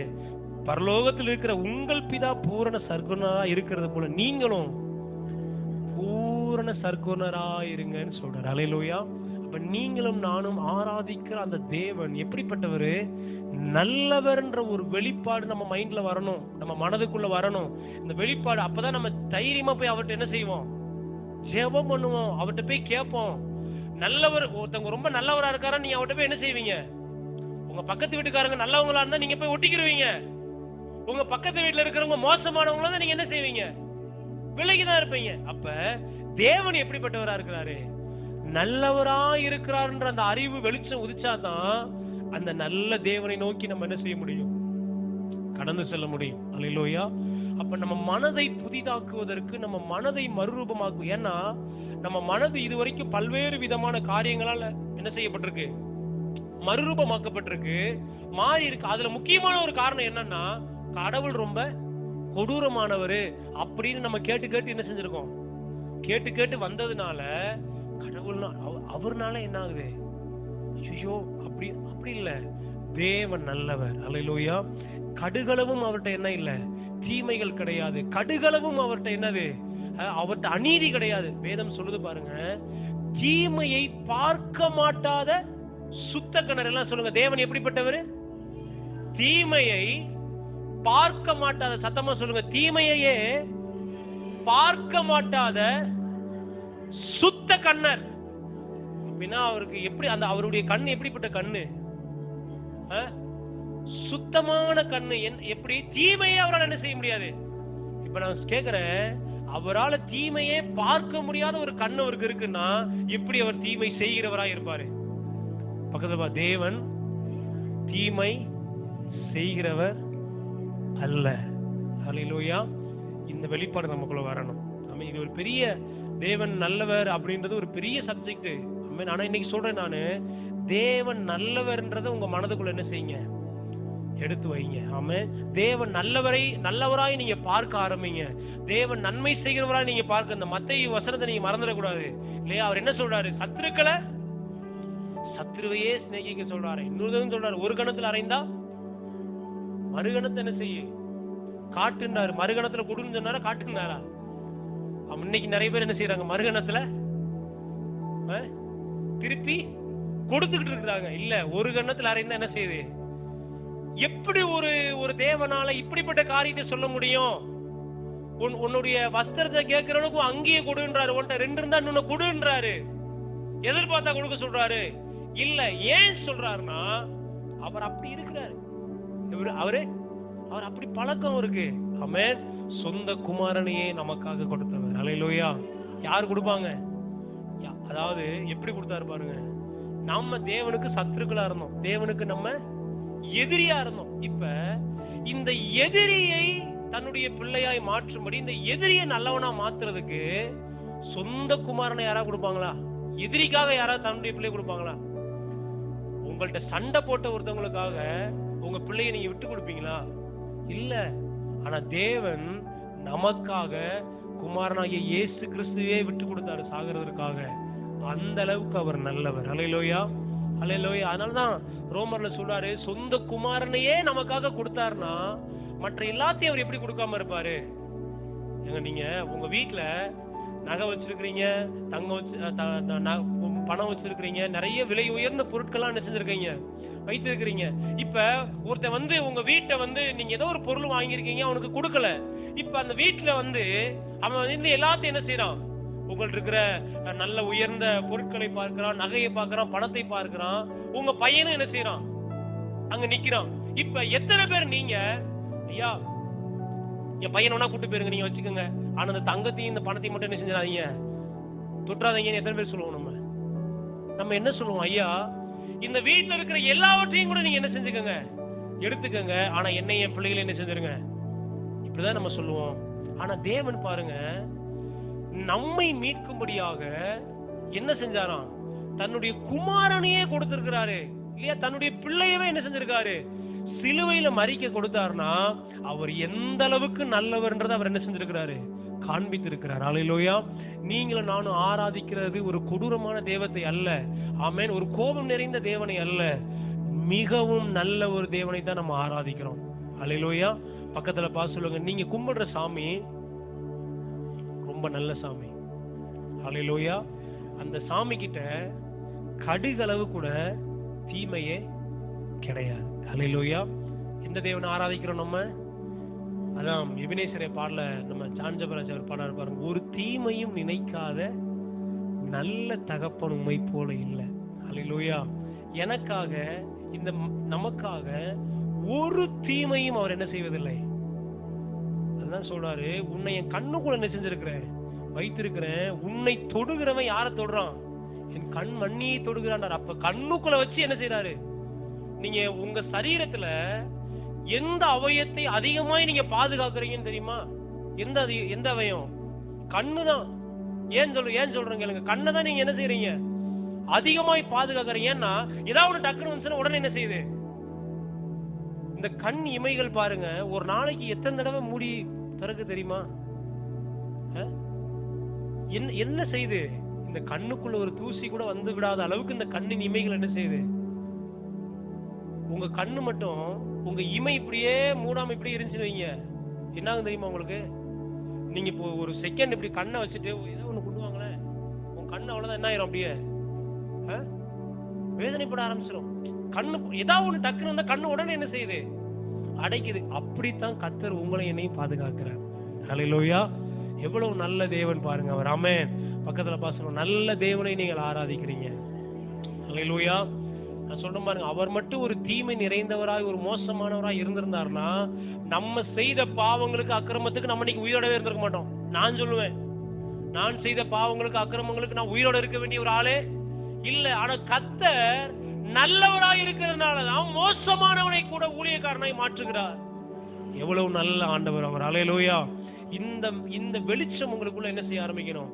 நீங்க ஜெபிக்க போகும்போது, ஆண்டவர்ட்ட உன்னை கேட்க போகும்போது, நல்லவரான ஒரு தேவன்ட்ட நான் கேட்க வந்திருக்கிறேன். நல்ல ஆலயத்துக்கு வரும்போது கூட ஒரு நல்ல ஆண்டவரை நான் ஆராதிக்க வர்றேன் அப்படின்ற வெளிச்சத்தோட நீங்க வரணும். ஹல்லேலூயா. ஊழியம் செய்யும் போது கூட நல்ல ஒரு தேவனுக்காக நான் ஊழியம் செய்கிறேன். ஹல்லேலூயா. வேலை செய்யும் போது கூட நல்ல ஒரு ஆண்டவருக்காக நான் என்ன செய்கிறேன்? மற்றவங்களுக்கு சுவிசேஷத்தை சொல்லும் போது கூட நல்ல ஒரு தேவனை பற்றி நான் உங்களுக்கு சொல்லுகிறேன். ஹல்லேலூயா. எந்த தீமையும் நினைக்காத ஒரு நல்ல தகப்பன். ஆமென். ஆமென். எந்த அநீதியும் இல்லை அவரிடத்துல. ஆமென். அநீதியான காரியங்கள் அவர்கிட்ட இல்லவே இல்லை. தேவன் நல்லவராய் இருக்கிறார். ஹல்லேலூயா. இந்த வெளிப்பாடு நமக்குள்ள அதிகமா என்ன செய்ய ஆரம்பிக்கட்டும்? வர ஆரம்பிக்கட்டும். நீங்க வேலை எந்த நேரத்திலே உங்க நினைவு எப்படி இருக்கணும்? ஒரு நல்ல ஆண்டவரை நான் ஆராதிக்கிறேன். ஹல்லேலூயா. ஒரு நல்ல தேவனை நான் சேவிக்கிறேன். ஆமென். நல்ல ஒரு ஆண்டவருக்காக நான் நல்ல ஒரு ஆண்டவரை தெரிந்திருக்கிறேன். எப்படி சொல்லணும்? நல்ல ஒரு ஆண்டவரை நான் ஆராதிக்கிற பாக்கியத்தை கர்த்தர் எனக்கு என்ன செஞ்சிருக்கிறாரு? தந்திருக்கிறாருன்றது நமக்குள்ள வரும்போது ஆட்டோமேட்டிக்கா நம்ம மனமாதினது என்ன செய்ய ஆரம்பிக்கும்? நீங்க தேவனை நல்லவரா நீங்க பார்க்க ஆரம்பிச்சீங்கன்னா நீங்க எதை செய்ய ஆரம்பிப்பீங்க? நன்மையானதை செய்ய ஆரம்பிப்பீங்க. ஆமென். இன்னைக்கு நல்லா கவனிங்க. இன்னைக்கு உலகத்துல தீமையான காரியங்கள் என்ன செஞ்சுக்கிட்டே இருக்கு? பெருகி கொண்டே. இது காரணம் என்ன நினைக்கிறீங்க? காரணம் என்ன? இன்னைக்கு பிள்ளைகள் இன்னைக்கு வளர்ந்து வருகிற பிள்ளைகள் தீமையான காரியத்தை செய்யறாங்க. எப்படி செய்யறாங்கன்னா, தாய் தகப்பன்றது என்ன செய்யறாங்க? தீமையான காரியத்தை அவங்க பார்க்கிறாங்க. தாய் தகப்பன் கற்றுக் கொடுக்கிற காரியம், அதே போல இந்த சமுதாயத்தில் அவர்கள் பார்க்கிற காரியங்கள் எல்லாம் என்னத்தை உண்டாக்குது? தீமை அவர்களுக்கு பிறப்பிக்குது. இப்ப நான் சொல்றேன் கேளுங்க, தேவனை நல்லவராய் பார்த்து அவரை இப்படிப்பட்ட ஒரு தகப்பனாய் பார்த்து ஒரு பிள்ளை வளரும் போது, ஒரு விசுவாசி வளரும் போது அவனுடைய வாழ்க்கை எப்படிப்பட்டதா இருக்கும் தெரியுமா? தகப்பன் எப்படி இருக்கோ அதே போல பிள்ளை. இன்னைக்கு உலகத்துல சொல்றாங்களா இல்லையா? அப்பன மாதிரியே இருக்காங்க. எப்படி சொல்லுவாங்க? அவங்க அம்மைய மாதிரியே இருக்கியா, அப்படிதான் என்ன செய்வாங்க? சொல்லுவாங்களா இல்லையா? பிள்ளைகளை கூட நீங்க பார்த்து மூக்கு பாரு அவன் மாதிரியே, வாய் பாரு அவங்க அப்பா மாதிரி, இந்த மண்டைய பாரு அவங்க அப்பா, இந்த நடைய பாரு, இந்த உடைய பாரு, இந்த பேச்ச, எதை பிரதிபலிக்கிறாங்க? நான் சொல்றேன், தேவனை நீங்கள் நல்லவராய் பார்த்தவரை பின்பற்றும் போது அவரை நீங்கள் அப்படியே பிரதிபலிக்க ஆரம்பிப்பீங்க. ஹல்லேலூயா. தேவனை இரட்சகராய் பார்த்து, தேவனை அற்புதராய் பார்த்து, தேவனை நல்ல தகப்பனாய் பார்த்து அவரை நாம் பின்பற்றும் போது நமக்குள்ள என்ன புறப்படும்? இன்னைக்கு நல்ல கவனிங்க, தேவனை நல்லவரா பார்க்காததுனாலதான் கிறிஸ்தவங்க கூட இன்னைக்கு கொடூரமானவங்களா என்ன செஞ்சுட்டு இருக்காங்க? பேச்சில கொடூரம், செயல்ல கொடூரம். அவிசுவாசி கூட 4 வார்த்தை தான் பேசுவான். விசுவாசி என்ன செய்யுது? கல்லை மண்ணை ஆராதிக்கிற உனக்கு எவ்வளவு வயிறாய், ஜீவனுள்ள தேவனை ஆராதிக்கிற எனக்கு எவ்வளவு இருக்கும்னு 8 வார்த்தை பேசுகிறது. எப்படி ஆயிடுச்சு பாருங்க தலையில. எப்படி ஒண்ணுமில்லாத உனக்கே அப்படின்னா, ஜீவனுள்ள தேவனை ஆராதிக்கிற நானு வெட்டி புணுவ வெட்டி அப்படின்னு என்ன செய்யுது? என்னன்னா, தேவனை நல்லவராய் அவர்கள் என்ன செய்யல? அனுபவிக்கல. என்னது? ருசித்து பார்க்கல. தேவன் நல்லவர்ன்றதை நீங்க ருசிக்கும் போது, இப்ப நீங்க ஒரு குழம்பு எடுத்து நீங்க என்ன பண்றீங்க? டேஸ்ட் பாக்குறீங்க. நீங்க ஒரு குழம்பு ருசி பார்க்கும் போது உங்க நாவில் இருக்கிற அந்த சுவைகள் உங்க சரீரத்துக்குள்ள என்ன செய்ய ஆரம்பிக்குது? உரப்பா இருக்கு. உடனே என்ன ஆகுது? அப்படி கண்ணுல இருந்து கண்ணீர் வருது. வருதா இல்லையா? வருதா? ஓவர் உரப்பாயிருச்சுன்னா என்ன வரும்? வயிறே அப்படி எரியுது. ஆமாவா இல்லையா? இப்ப நீங்க ருசி பார்க்கிற காரியம் உங்க சரீரத்துக்குள்ள என்னத்தை உண்டாக்குது? மாற்றத்தை. கர்த்தர் நல்லவன்றதை நீங்க ருசித்து பார்க்க ஆரம்பிச்சீங்கன்னா தன்னால உங்க சரீரத்துக்குள்ள அது வெளிப்பட ஆரம்பிக்கும். தன்னால உங்களை சுற்றிலும் அது வெளிப்பட ஆரம்பிக்கும். ஹல்லேலூயா. கர்த்தர் நல்லவர்ன்றதை என்ன செய்யணும்? கேட்டுக்கிட்டு உட்கார்ந்திருக்க கூடாது. இதெல்லாம் என்ன செய்ய ஆரம்பிக்கணும்? நீங்க ருசித்து பார்க்கும்போது ஜனங்கள் பார்ப்பாங்க, ஐயோ எப்படி இருக்கிறாங்க, உண்மையாகவே இவங்க ஆராதிக்கிற கர்த்தர் நல்லவருங்க. இத்தனை வார்த்தை பேசியிருக்கேன், ஒரு வார்த்தை கூட அவங்க எதிர்த்து என்ன செய்யல, என்னங்க மனுஷங்க இவங்க, இது எங்க இருந்து வர்றது? கர்த்தரை ருசிச்சு பார்த்தாதான் வரும். அல்லேலூயா. தெரியாம ஒரு வார்த்தை விட்டுட்டேங்க. இங்க பாருங்க, இந்த அம்மா இந்த பொம்பளை என்னென்ன வார்த்தை சொல்லுதுன்னு. இவங்கெல்லாம் கோயிலுக்கு போலாமாங்க அப்படின்னா என்ன செய்யலன்னு அர்த்தம்? நம்மள தேவனை நம்ம ருசி பார்க்கலன்னு அர்த்தம். அல்லேலூயா. இந்த உலகம் நீங்க தேவனை ருசி பார்த்திருக்கீங்கன்றத உங்க மூலம் அறியணும். உங்க பேச்சு மூலம், உங்க செயல் மூலம். சர்ச்சைக்கு போறாங்க, உண்மையாகவேங்க ஏசப்பா உண்மையானவருங்க. அவங்க பாருங்க, அவங்க குணத்தை பாருங்க, அவங்க செயல்பாட பாருங்க, அவங்க நடக்கைய பாருங்க. இது நம்ம கூட என்ன செய்யணும்? எப்படி சொல்லணும் உங்களை பத்தி? நான் கூட தீமையா தாங்க செஞ்சேன் உங்களுக்கு, ஆனா அவங்க அதுக்கு எதிர்த்து ஒரு வார்த்தை கூட என்ன செய்யல. இது எப்ப வரும்? நான் ஆராதிக்கிற ஆண்டவர் நல்லவர்னு நான் கண்டுபிடிச்சா தான் எனக்குள்ள இருந்து என்ன வெளிப்படும்? தீமை செய்தவர்களுக்கும் நான் நன்மை செய்வேன். அல்லேலூயா. நல்லவரை நான் பார்க்காம விட்டேன்னா எனக்கு நன்மை செய்தவனுக்கு கூட நான் என்னதான் செய்வேன்? அவன் எனக்கு நல்லா உதவிட்டு போயிருப்பான், அவனே நாளைக்கு சொல்லுவான் அவனுக்கு போய் உதவணும் பாரு அப்படின்ற அளவுக்கு என்ன செஞ்சிருவான்? ஆகிடுவான். ஆமென். நம்ம என்ன செய்யணும்? தேவனை சொல்லுங்க, தேவன் நல்லவர் என்று எல்லாம் சொல்லுங்க, கர்த்தர் நல்லவர் என்று ருசித்து பாருங்க. பக்கத்துல உள்ள கையை கொடுத்து சொல்லுங்க, கர்த்தர் நல்லவர் என்று ருசித்து பாருங்க. ஹல்லேலூயா. பக்கத்துல இன்னொரு தடவை கூட பாசுறோம், கர்த்தர் நல்லவர் என்று கேள்விப்படாதீங்க, ருசித்து பாருங்க. ஹல்லேலூயா. அவர் நல்லவர். ஆமென். நம்ம எல்லாரும் எழுந்து நிற்கலாமா தேவ சமூகத்துல? கர்த்தர் நல்லவராய் இருக்கிறார். ஹல்லேலூயா. நல்ல ஒரு தேவனை நீங்களும் நானும் ஆராதிக்கிறோம். ஆமென். ஆமா, ஆதியாகமம் 1ஆம் அதிகாரத்துல நேரம் இல்லாததால நான் சுருக்கமா முடிக்கிறேன். ஆதியாகமம் 1ஆம் அதிகாரத்தை நீங்க பார்த்தீங்கன்னா எல்லாவற்றையும் அவர் உண்டு பண்ணினார், எல்லாம் நல்லது நல்லது என்று கண்டார். ஹல்லேலூயா. ஏன் நல்லது நல்லது என்று கண்டார்? அவரிடத்துல எவ்வளவும் என்ன கிடையாது, தீமை கிடையாது. தீமை என்னவென்று அவருக்கு என்ன செய்யாது, தெரியாது. அவர் உண்டாக்கின எல்லாம் நன்மையா இருக்கிறது. அவர் உண்டாக்கின எல்லாமே நன்மை விளைவிக்க கூடியதாக இருக்கிறது. ஹல்லேலூயா. கண்களை மூடி ஜெபிக்கலாமா? சொல்லுங்க, ஆண்டவரே உமக்கு நாங்க நன்றி சொல்லுகிறோம். ஆண்டவரே ஹல்லேலூயா, நன்றி ஆண்டவரே. எல்லாரும் வாயை திறந்து சொல்லுங்க பார்க்கலாம், அறிக்கை செய்யுங்க பார்க்கலாம். இயேசப்பா நீங்க நல்லவரா இருக்கிறீங்கப்பா.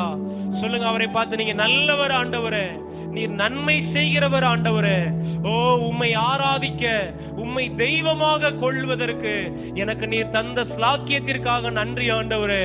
இவ்வளவு நல்ல தேவனாகி உம்மை ஆராதிப்பதற்கு என்னை தெரிந்து கொண்டீங்களே, உமக்கு நன்றி ஆண்டவரே, உமக்கு நன்றி ஆண்டவரே. நன்றி அப்பா.